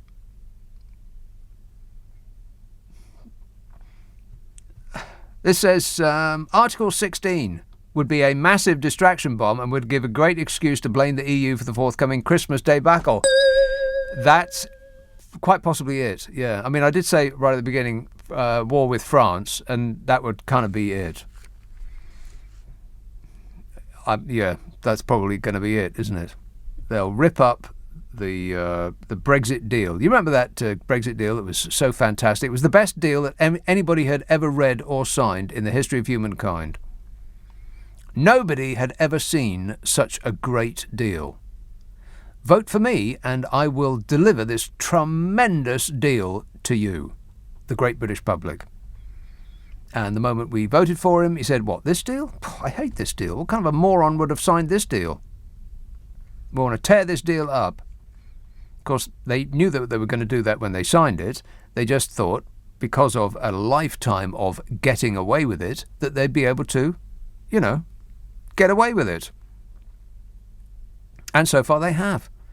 I mean, all of this stuff, all of this hot air, me included, dribbling on and on and on about this, and the various other failings and vaunting criminality of this smash-and-grab rate government, and it hasn't affected them in any way, shape or form. I mean, have they been asked to pay back the £47 billion that disappeared, spent apparently on a telephone app that doesn't work? The South Koreans, at the start of this mess in January of 2020, they fashioned a telephone app out of thin air in about 2 weeks at the cost of threepence halfpenny. We, practically 2 years later, are still trying to get it work, and we spent £47 billion on it. It must be the biggest waste of money in the history of government. Not just the government in this country, but governments over the whole world. Name me one other thing that's cost 47, apart from actual war, which usually has a purpose, quite often nicking stuff that's, that we would like to get our hands on. Land, oil, people, that sort of thing. Outside of war, name me one other thing in the history of humankind that's cost as much money and does not work. I double dare you. I challenge you to do that. Think of anything. I'll make this really easy for you. One thing in all of human history that has cost as much in any country, and that does not work. Shirley emails, Nick, there was an announcement yesterday that we were about to be hit by bird flu, which will affect our chickens and turkeys. Right. And? There was an announcement yesterday that we were about to be hit by bird flu, which will affect our chickens and turkeys. Yes. I mean, I had to read it twice to make sure that I didn't miss a joke. But yeah, I mean, apparently this, in another way in which Brexit just keeps on giving, we are apparently not going to be able to enjoy great British turkeys. They may be dead, but they'll be British turkeys and all the happier for it.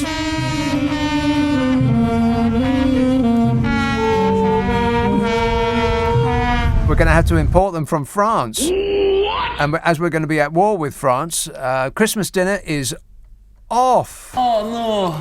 Sadly so, yeah. 0345 6060 973. Text 84850. Email nica@lbc.co.uk. And if you're on Twitter, it's at LBC. Hey, we put the Friday and the Saturday shows out as podcasts. We strip out the news and the ads, so it takes less time to listen to, which means you'll use less electricity, which means you won't have to sell a kidney to pay your fuel bill. Thank you for holding. Your call's important to us. Yes, I'll get to your call in just 1 minute, Jazz in Teddington, if that is indeed your name and your location. I wish Greta Thunberg would stop saying that our emperors are naked. Here we go.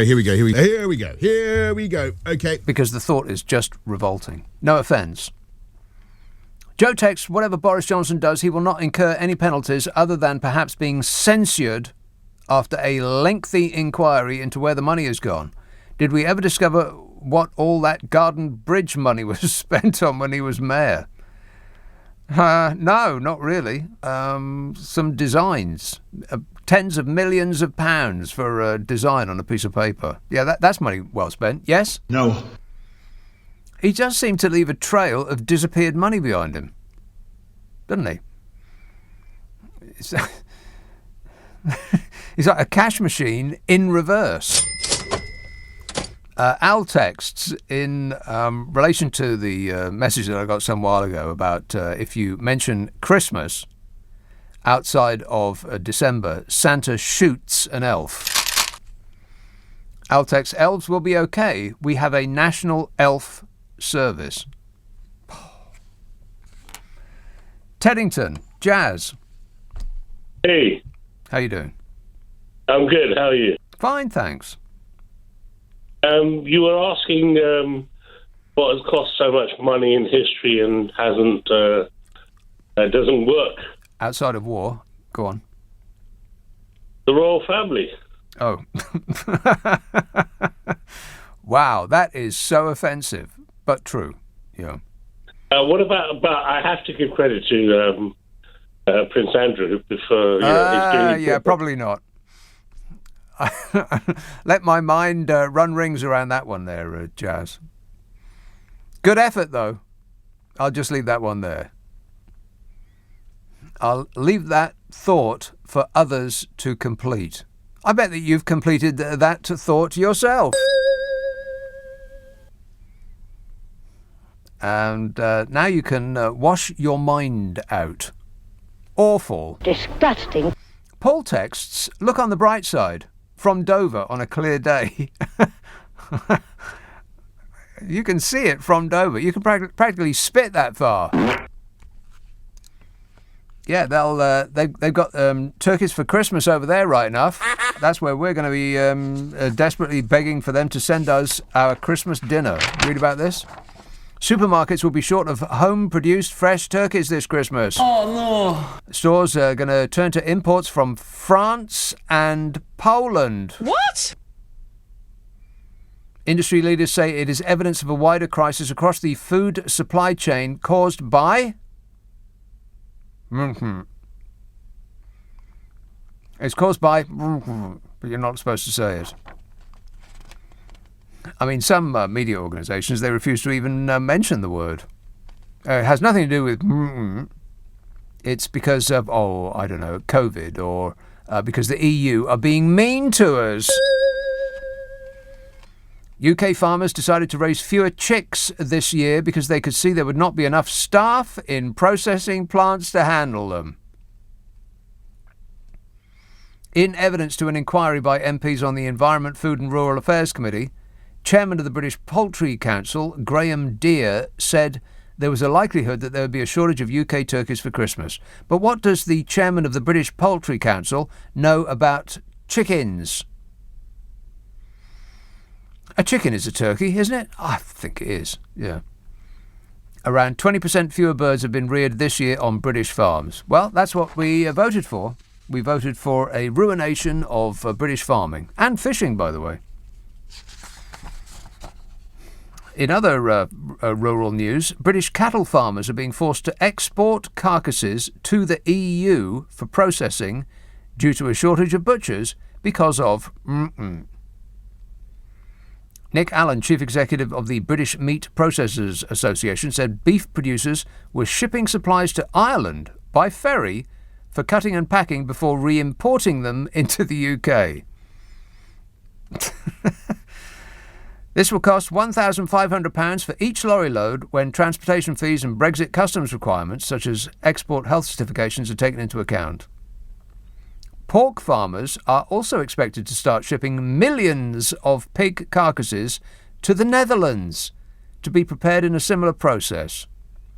Meat produced in this way cannot be listed as British pork for UK sale. And we're doing it because we ain't got the staff because of... Can't say it. It's Brexit! And the fishing thing is the thing that just keeps on giving. If this gets sorted out with concord on both sides, I will be shocked and stunned. I think that the reason that they're dragging it out is because they just want an excuse. They want an excuse to blame the lack of positive effects of Brexit on the European Union being mean to us. It has nothing to do with Brexit. It's because the French or the Germans or, Boris Johnson has been accused of dragging out a post-Brexit fishing row with France to divert attention from domestic problems. That sounds about right, eh, Bodge? I can't comment on that. French President Emmanuel Macron told aides that Bodger is trying to entrap the EU in a Franco-British problem. It certainly looks that way to me. It certainly looks that way to me. I mean, Lord Frost. Puh! If Lord Frost is the answer, what's the question? If Lord Frost is the man for the job, precisely what is that job? Because he negotiated a deal and he signed a deal. And then said, this is the stupidest deal I've ever read in my entire life. What kind of a moron would sign this? Or words to that effect. French President Emmanuel Macron told aides that Bodger is trying to entrap the EU into a Franco-British problem. Yeah. Talks in Paris failed to resolve the issue. That's because we don't want to resolve the issue. We want to keep this going forever. Not we, you and me, but, Bodge and the regime, because it suits them right down to the ground. Massive distraction, and they can blame any negative effects on their own policies on the French for being mean to us. Our side don't want a deal. Otherwise we wouldn't have signed a deal that we didn't want. I mean, they're not stupid. So it's deliberate. I mean, those are the only two options. Either it's deliberate, that they signed a deal and then didn't like the deal, or they're so stupid that they signed the deal without reading the deal. They wrote it, didn't pay attention to what it was that they were writing, then signed it, and then realised that what they just signed is not what they actually wanted, despite the fact that they wrote it. I mean, do you believe that? Or do you believe that this is all deliberate? I don't know which is worse, actually. I mean, if they are that stupid, then we're all in great danger. On the other hand, if it's deliberate, we're all in great danger. We don't want an agreement. This is pretend negotiations.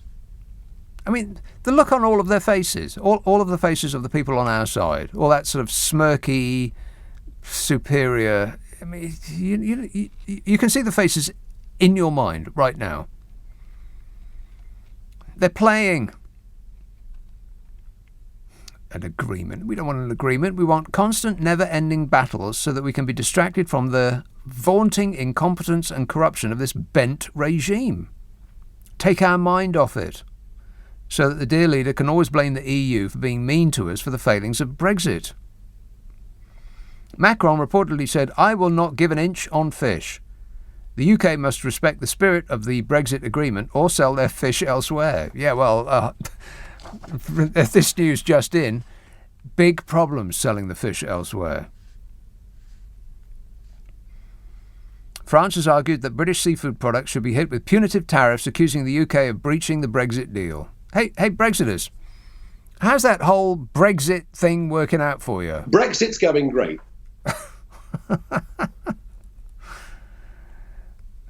Under the Brexit deal, French vessels are able to fish in an area between 6 and 12 miles from the UK's shores until 2026 if they can prove they'd previously been operating on those waters. And the fishing community, which overwhelmingly, by the way, voted for Brexit, how's it working out for you so far? Oh, fabulous. It's almost a shame that nobody warned you beforehand. But years and years went by and nobody had a bad word to say about the possibility of Brexit. You'd think that somebody would have raised a finger of complaint. Not a word. Paul tweets, I just found an actual benefit of Brexit. There's been hardly any fireworks let off where we live tonight. Our pets are loving it. I can only assume it's to do with the fireworks shortage due to Brexit, reported by the media in September. Well, it's funny you should say that, but I had that thought without putting two and two together, that it's been a bit quiet this year. I mean, I suppose it very much depends on, luck of the draw, about whether people around you are the sort that let off fireworks for 2 weeks before November the 5th. But it has been very thin on the ground this year. Huh. Interesting. A benefit of Brexit. Finally, we found one. What we got here is a failure to communicate. Yes, let's see if I can fail to communicate with Aaron in Hampton Wick. Aaron. Hello, Nick. Can you hear me? I can. How are you? I love your show. You make I laugh. I'm fine, thank you. Good, you're welcome. It was just one thing. You were talking about chickens from Poland. Yes. Do you know what they call chickens from Poland? Is this a joke? Poultry. So yes is the answer to that question. I've got one last one. Why do elephants drink? Well, we'll never know. 0345 6060 973. He knew that if he answered the question, is this a joke, with the answer yes, then he would not have got in that punchline, he said, waggling his fingers in the air to denote inverted commas. And so he just blurted it out. Why do elephants drink? We'll never know. Darren tweets, the big announcement next week will be a pregnancy. Bodger will have got Carrie pregnant again. He didn't put it quite like that, but I cleaned it up a little bit for you there, Darren. You're welcome. Thank you. This anonymous text says, hi Nick, is it too late to ask for Chaos with Ed Miliband?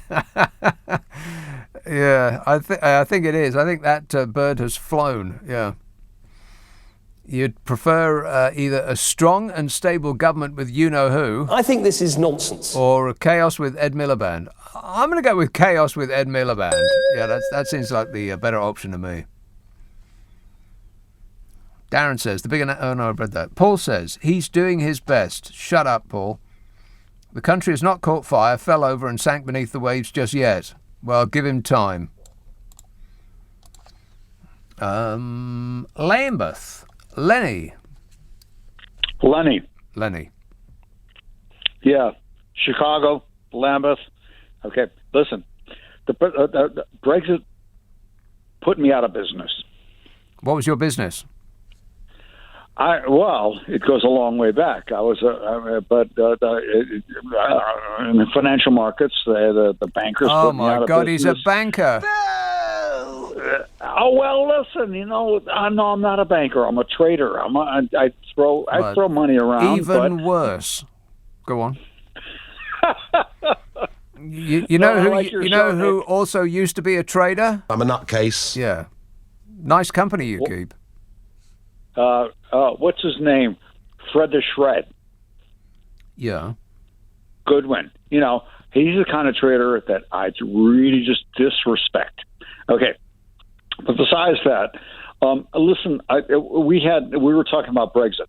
Now, I'm going on into how Brexit defaulted me. Okay, I'm on the verge of default. Okay?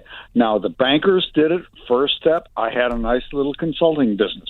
But in 2008, they didn't know what they're doing. One of the reasons they didn't know what they're doing was because they didn't read my book. Okay? I'm an expert in what is called derivatives. Well, then anyway, I'm afraid that we are no longer interested in the opinion of experts. Do you have anybody there that doesn't know what they're talking about? Well, my wife. Okay, put her on. No, she's in France. She's in France, and she in the course took my son away. Right. And I was getting to the bottom of the issue, which was how Brexit it caused me to ultimately default, and that was I was supportive of Brexit. I want the British nation to have its own destiny. Oh, okay? For God's sake, you can't possibly still buy all that nonsense. Well, of course not. Because it did me wrong. Well, it was not a conclusion unforeseen. It was a conclusion unforeseen. Okay. Did you vote for it? I didn't. Well, I'm eligible to vote. You're ineligible to vote, but you would have done if you were eligible. Yes. Yeah, then you would have known what you were voting for.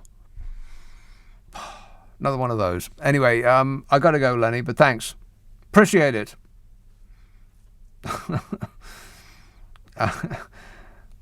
Julius says, Santa would never have allowed a gun to shoot elves had we stayed in the European Union. They had strong elf and safety laws. Oh, no. I'm going to get very angry with these jokers in just a minute. You see if I don't. Graham says, it's a shame that Angela Rayner isn't Labour leader instead of Dynamic Keir. Labour might have an outside chance. They would have an outside chance if the parties on the left who represent the majority of the people's opinion in this country would just get their blooming acts together. Just join together in a band, in a rainbow coalition. And then the majority of the population in this country would have their opinions attended to, rather than completely ignored as though they had never voted. That's not democracy. We pretend that we're the most democratic country on earth, that we are the cradle of democracy, but it's the opposite of that. I mean, we pretend that we wanted to get out of the European Union because we did not want to be ruled by unelected bureaucrats. We got more unelected bureaucrats in this country than any other place on earth. The bloke that's actually fashioning Brexit at this moment is an unelected bureaucrat. This text says, get Richard Madeley to run the country. He's good in the mornings. Yeah, but it's not just a morning job. I think you've got to be also good in the afternoons and perhaps the evenings too, as long as you don't have a pressing appointment at the Garrick. Hey Nick, Christmas tree up tonight, ready for Jesus' birthday. Merry Christmas. It's too early for Jesus' birthday. Way too early, although I have seen a bit of the Christmas decorations up already. Not just in supermarkets. I mean, you can understand their desperation after the year that they've had. But there's a few houses that have been dressed with Christmas decorations, like specifically Christmas decorations. I think that people are they just want something bright and colourful and happy. So let's let them have it. Why not? I think the place would look quite nice if the Christmas decorations stayed up. Maybe they should be up permanently during the darker months of the year. Between the clocks going back and then forward again next, whatever it is. Is it in March or is it May? Have we got to wait till March or May? I don't know. One of those. In the dim, distant future, as long, assuming that we last that long, that our forthcoming war with France doesn't go nuclear, then I think it'd be quite nice to have strings of lights here and there. Not like Santa necessarily, but just, something to brighten the place up a bit. Wouldn't that be lovely? Wouldn't that make you happy? Would me. I mean, we're going to be putting up our Christmas decorations soon, and then January comes around really quickly. And then you ain't got nothing after January until Easter. And Easter's not really anything at all, is it? So there's nothing to look forward to apart from the weather getting better. And once you pass Christmas, then the worst of the winter comes in. I know that once you get past Christmas, then the evenings start to get lighter, but it doesn't seem like that. Not for months.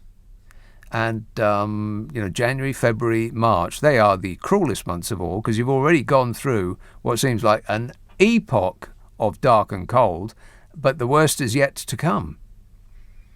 And so it just seems, it seems a bit cruel to have to take down all of those, those sort of pleasingly twinkly decorations to rid them from your life. And the living room just looks so bare and boring, doesn't it? I think we should be able to keep them up to, through January and into February. End of February, perhaps. Take them down then. Why not? Don't talk to me about luck. Luck's got nothing to do with it. You're going to be either lucky or not, regardless of whether you keep some tinsel about the place.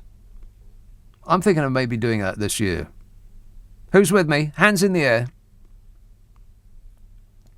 Chris texts, if Diane Abbott would have bumbled on about those figures like Zahawi did, we'd never have heard the end of it. What, these? If you do the numbers, so just really a couple of things. One, 500 and about 100 million, and of course an additional 5.4 billion pounds. Now, you've got to remember, 5 million already, and a number of almost 10,000, including 86%, 5 million, and of course over 50%. And what I'm saying is, an additional 162 million, and that comes, by the way, on top of the 500 million. Now, 36 billion, of which 5.4 billion, and probably one of the biggest of 500,000 of over 16,000, massive, 500,000, and one, 2,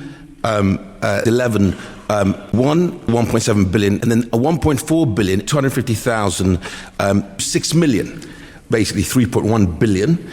Right now, that's a big number, and that's exactly what I'm delivering. He is delivering that, Bodge? Yes. Excellent work, Zaphod Beeblebrox. 0345 6060 973. Text 84850. Email nicka@lbc.co.uk. If you're on Twitter, it's at LBC. Friday, Saturday, Sunday night at 10. Nick Abbott, LBC. It's 12:30. The news headlines with Zora Solomon.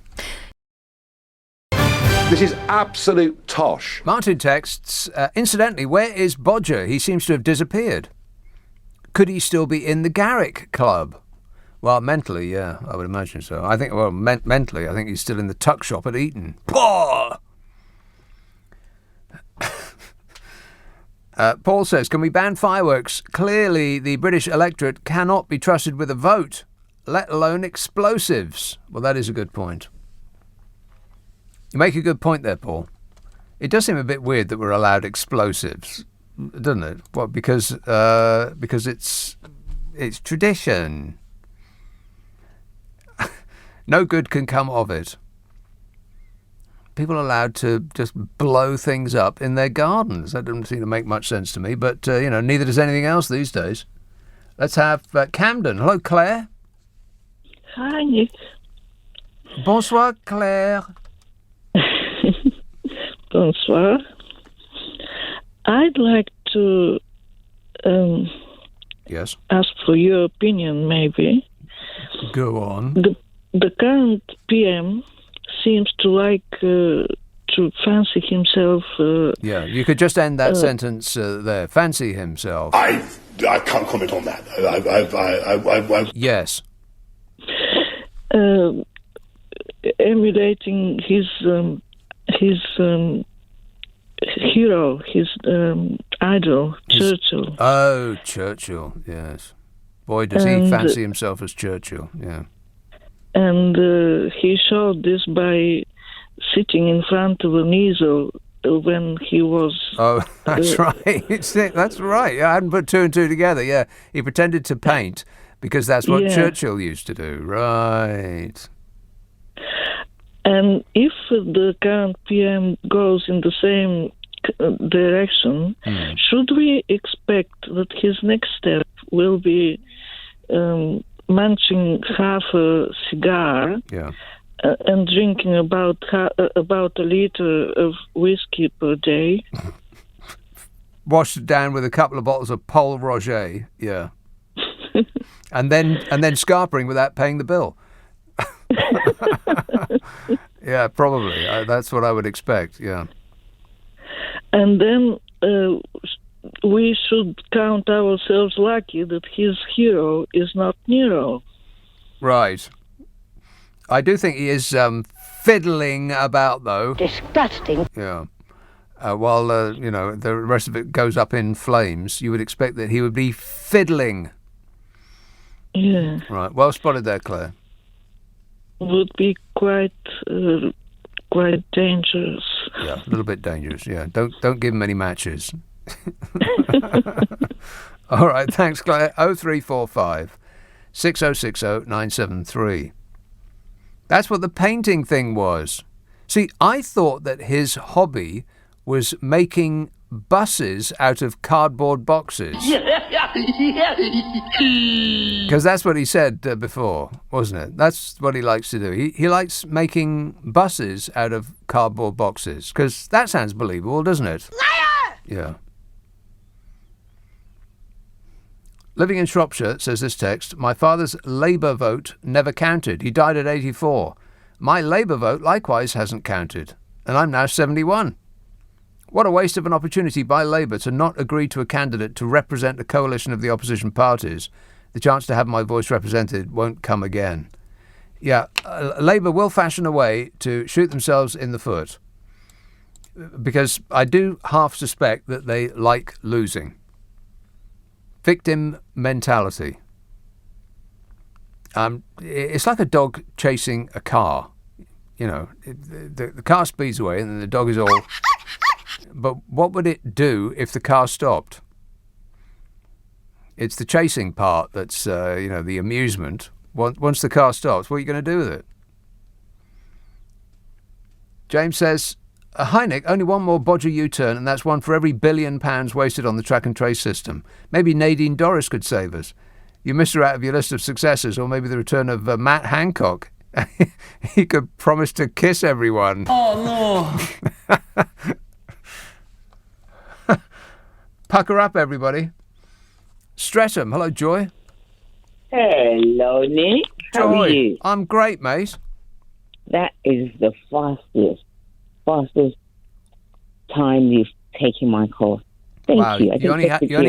You're welcome. You only had to wait, 4 minutes? It's a miracle. That's a miracle. Oh, my God. That's a miracle. I wonder if that's thanks to, I withdraw my thank yous thanks to your producer. The lovely lady producer. Right, has nothing to do with her. But go on. Oh, God. Oh, Jesus Christ. You know what? I think a couple of days ago, I felt a slight guilt because I thought, you know what? Stop being so hard on Boris Johnson. Maybe the next time I'm on the radio, I would say something pleasant about Say something nice. Why? If you can't say something nice, then get a show on the radio. But he has a habit of just drawing out the worst in you. Right. How can they refer to themselves as a law and order party? Yeah.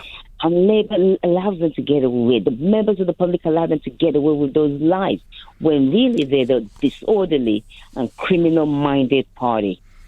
The worst of the lot. They do cloak themselves in the mantle of the law and order party, which falls apart the moment you look at it and examine their record. It's funny you should mention that, because this story came up today. The number of crimes that end up in court has slumped to a record low, as in it has never been worse. As in, there's never been a better time to be a criminal than under this regime. And they're at the top of it.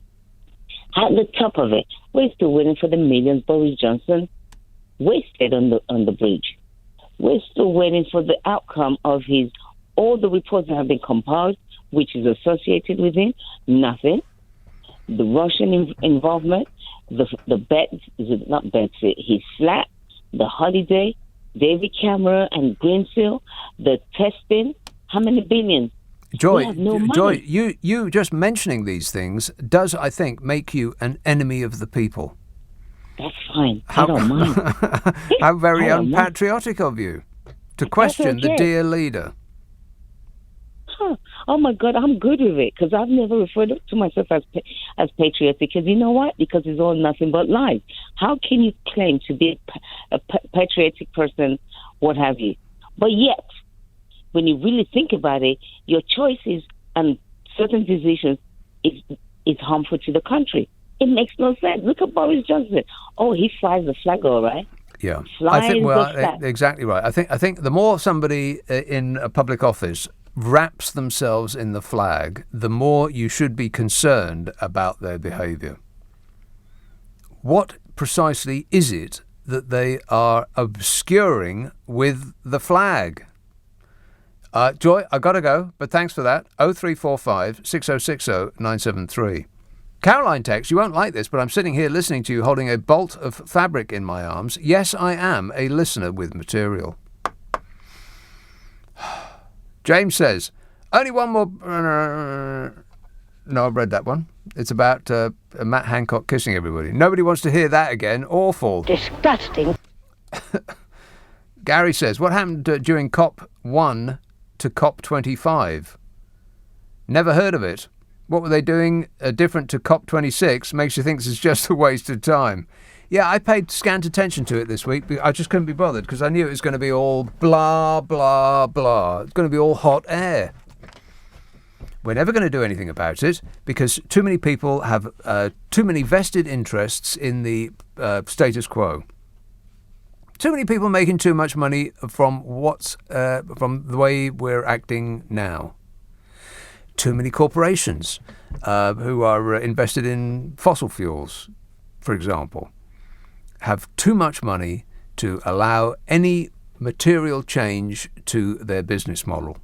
They'll just pour vast amounts of cash over our elected representatives, who will then, with straight face, make their case for them in Parliament, and nothing will happen. Plus, short-termism. I mean, we consumers could make a change ourselves, but we won't because short-termism.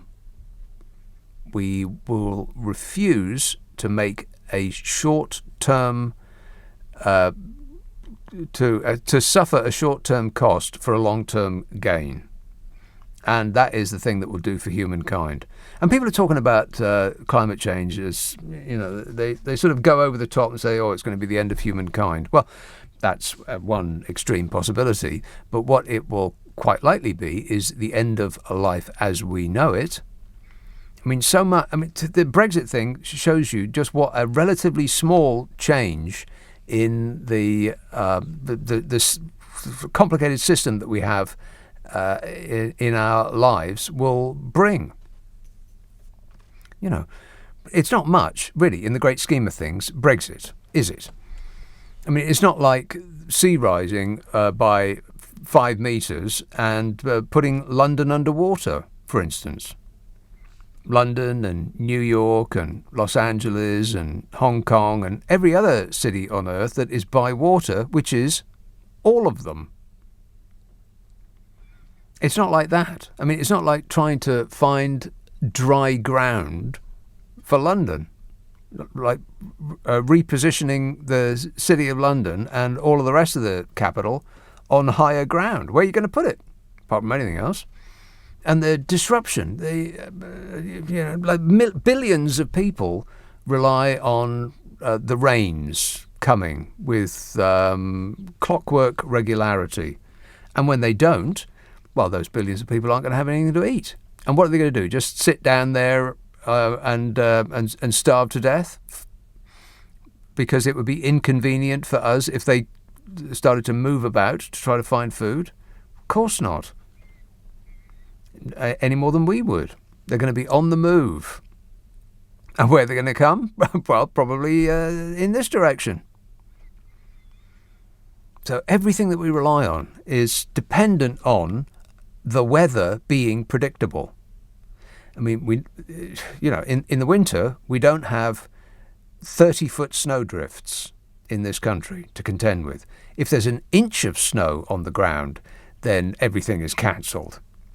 Isn't it? You've got no trains, you've got no roads, planes don't take off. Planes don't take off if it's foggy, for crying out loud. So all of that would be completely gone if the weather became unpredictable. The entire basis of our lifestyles would be gone, thrown up into the air. And it would make this Brexit thing look like a picnic. Of course, picnics would be off because, freezing blooming cold. You should watch that thing. I saw it last night. It is about 10 years old. It's got Pete Postlethwaite on it, doing the sort of narration of some clips about climate change. It was very good. It's called The Age of Stupid. And I do believe that that's what we're living in. 0345 6060 973. Text 84850. Email nick@lbc.co.uk. And if you're on Twitter, it's @LBC. Friday, Saturday, Sunday night at 10. Nick Abbot. We're running late. 0345 6060 973. Surrey, second person called Jazz on the show. Yes, Jazz. Oh, hi, Nick. I just thought I'd ring up just to clarify something about the gentleman who was saying about pharmacists and flu jabs. Eh? About the fact that doctors couldn't get the vaccines. Who said that? The gentleman said earlier, he said that because the pharmacists were using them all. Well, how much earlier are we talking? Just a little while ago, I was listening on the radio. Yeah, it was probably a different station there, Jazz. You believe that? He called the wrong station. Oh, well, never mind. Better luck next time. I am stunned. That's happened to me a couple of times before. Not recently, but like a long while ago. I'd like to complain in the strongest possible terms about the thing that you just said on the radio. Yeah, no, that wasn't me. That wasn't even this station. It was somebody else in a different life. Are you dreaming? Wake up!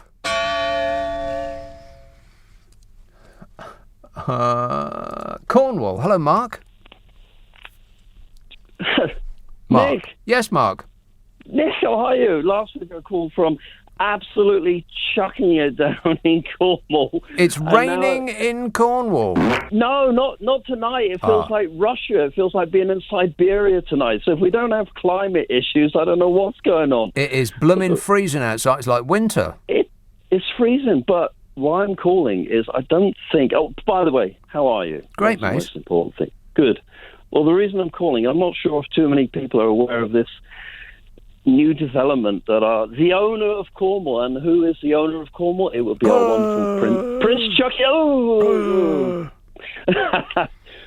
Prince Chucky. And I'm so glad you were talking about testicular fortitude earlier, because Prince Chucky's erected this monstrosity of a development outside of Newquay. Just Newquay, and I'm sure something's going to happen to me in the tunnel in a few years. Is that where Poundbury is?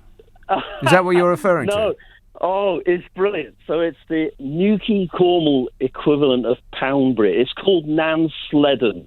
So I want people to look this up. Now, I know you won't do any homework, but people need to look this up. Minimum of 4,000 houses. Minimum of 4,000 houses over the next 20 years.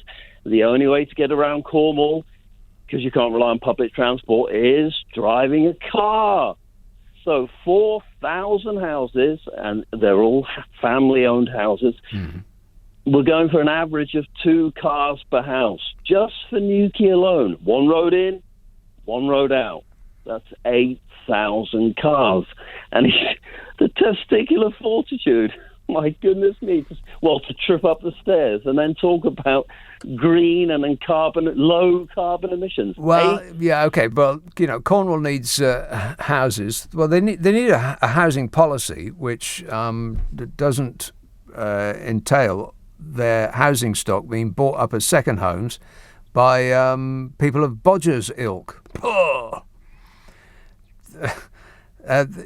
It's one of the places in the country that's so gorgeous that people who don't live there buy up all the housing stock because they want somewhere to go for a 2 weeks staycation.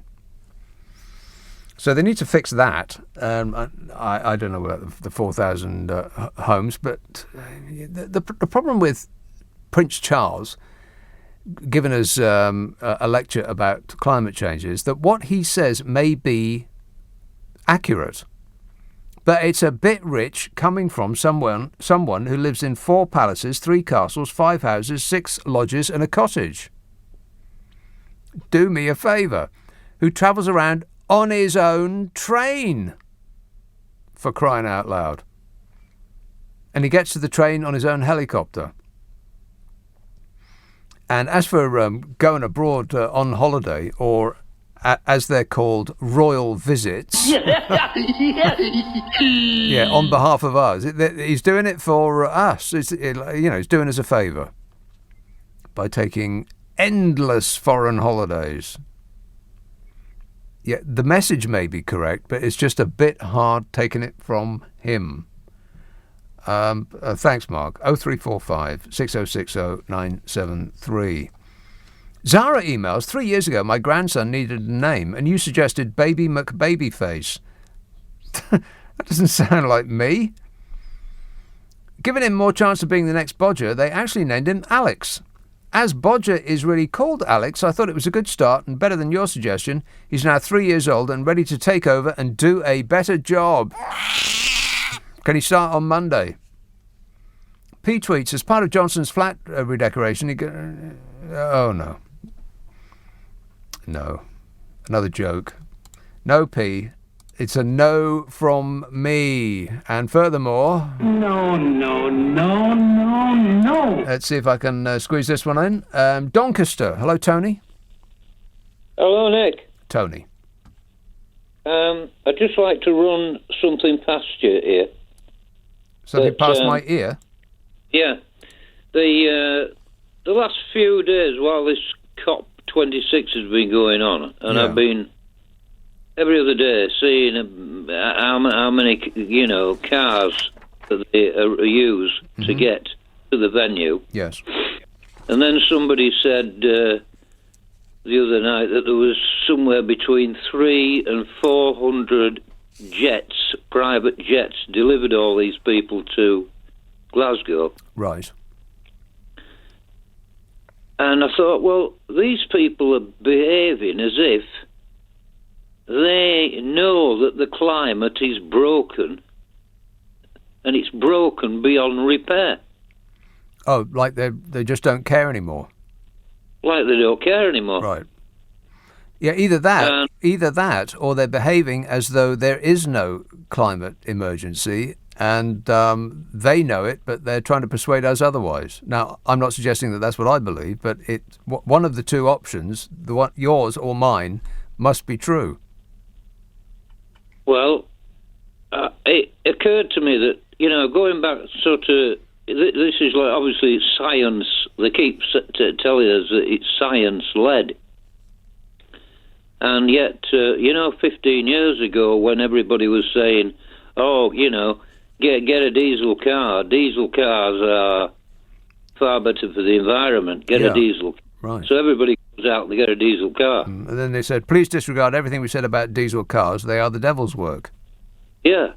Well, these, or some of them, will be the same scientists who are telling us now that we have to, go into bankruptcy to... Well, I don't think they're suggesting that. I don't think that's on the horizon. Bankruptcy?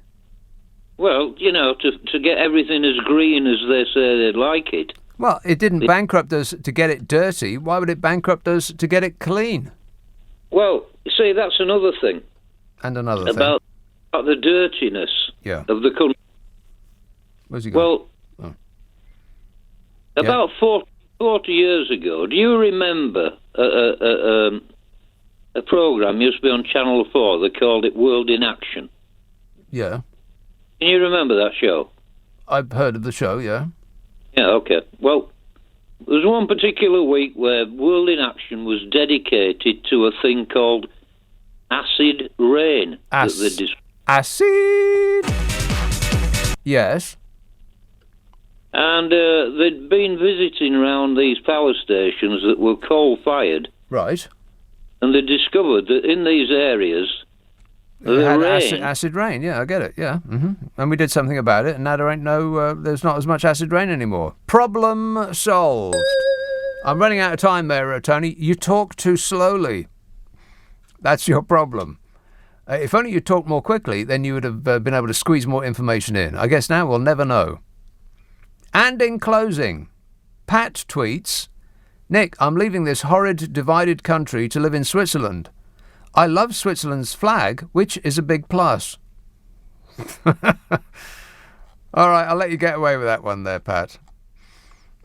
I'm back tonight from 10 o'clock. Ian Payne is here at 4, but first, it's Clive Ball. It's Clive Ball. It's Clive Ball. It's Clive Ball. It's Clive Ball. It's Clive Ball. It's Clive Ball. It's Clive Ball. It's Clive Ball. It's Clive Ball. It's Clive Ball. It's Clive Ball. It's Clive Ball. It's Clive Ball.